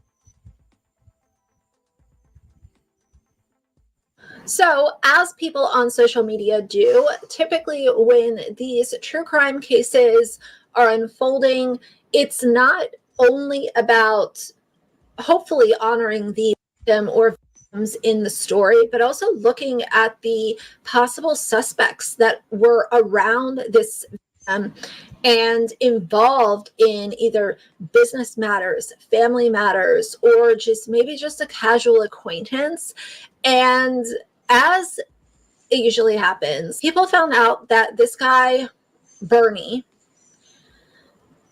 he is registered.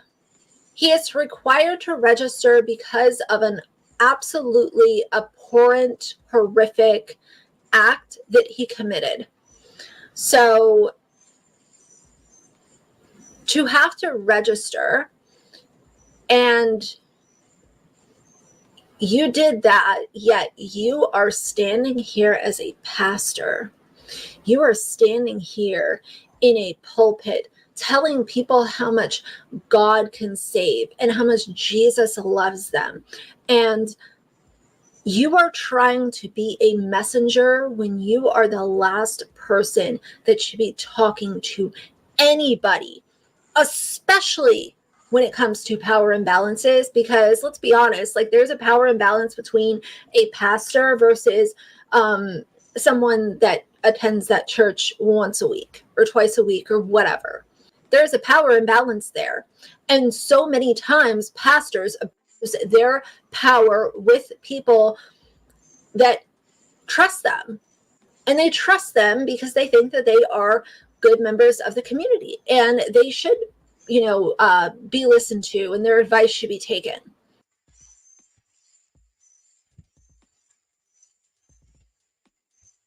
See, we went over this already, you guys. This was the first day I showed up at the protest, and we seen that sign. Shortly after that, we started going into it because I was like, dang, who the hell is this, right? And then we came across one of his sermons that he was preaching, and it's like, wait a minute, I've seen that guy's face before. And then I go back to the next protest, and I'm like, that was the dude. Yeah, we done talked about it. Trust me. She does a great job with this too. That's why I wanted to share it with you. Here's the link to the video. I'll drop the link to her channel in chat again after the video's done. Definitely go sub up. She's so respectful and does a great job on this. I just came across her like a week ago. But you literally have people like him who have done the most egregious acts that against a children. human being could do. Against children. And he and his word is being listened to by people. And you have to think too, I know a lot of people, I'm not saying everyone, but I do know that some people they'll start going to church when their life is like at a standstill, or maybe they had a really big loss, or maybe they are dealing with something like addiction. And to think that people that are in a vulnerable state came to this man and were preached at and given advice by a monstrous human being. If you try to go to the Solid Rock website, it is no longer up. That it has been taken offline. There was also there was an allegation that there was theft of mission donations at this church as well, and it was just posted today that authorities find no probable cause in alleged theft. It's constantly, and I hate to say this, but it's almost like you have these communities where these mega churches function, and then you have law enforcement that should be there to protect the people and really look into things and do their job to protect the citizens of that county, that city, whatever. And it's almost like all the most powerful people in these towns, they band together and they protect each other, and things either aren't investigated or they're thrown away, or it's swept under the rug. I find the entire idea of these ultra religious organizations getting more power than they should ever have. No taxes. They're allowed to pay their church employees, the pastors, and everyone else ungodly salaries.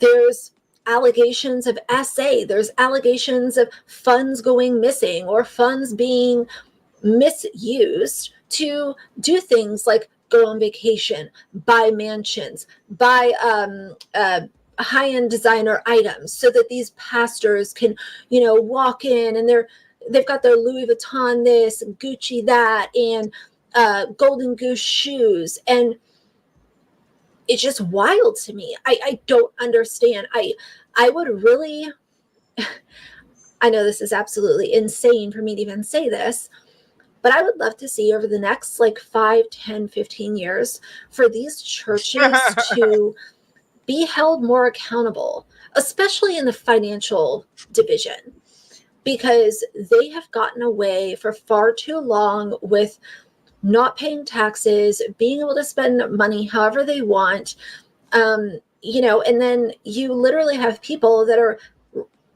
just feet right outside these churches that are unhoused, and they can't buy groceries, and they can't keep their car's getting repossessed, and you have this church sitting there acting as if they are there for the community when the community is not getting the help that it needs ever.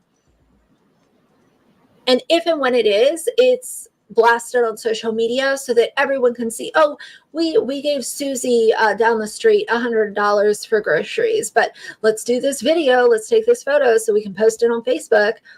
It's just sickening. I find the whole thing demented and twisted and gross and very frustrating, obviously.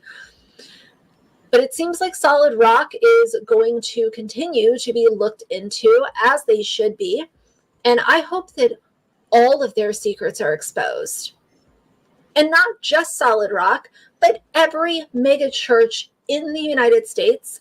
I am here for the secrets being exposed. These uber wealthy pastors, preachers, admin assistants, whoever, acting as if they are here for the community and they are here to just share God's word. I am here for those people to be held accountable.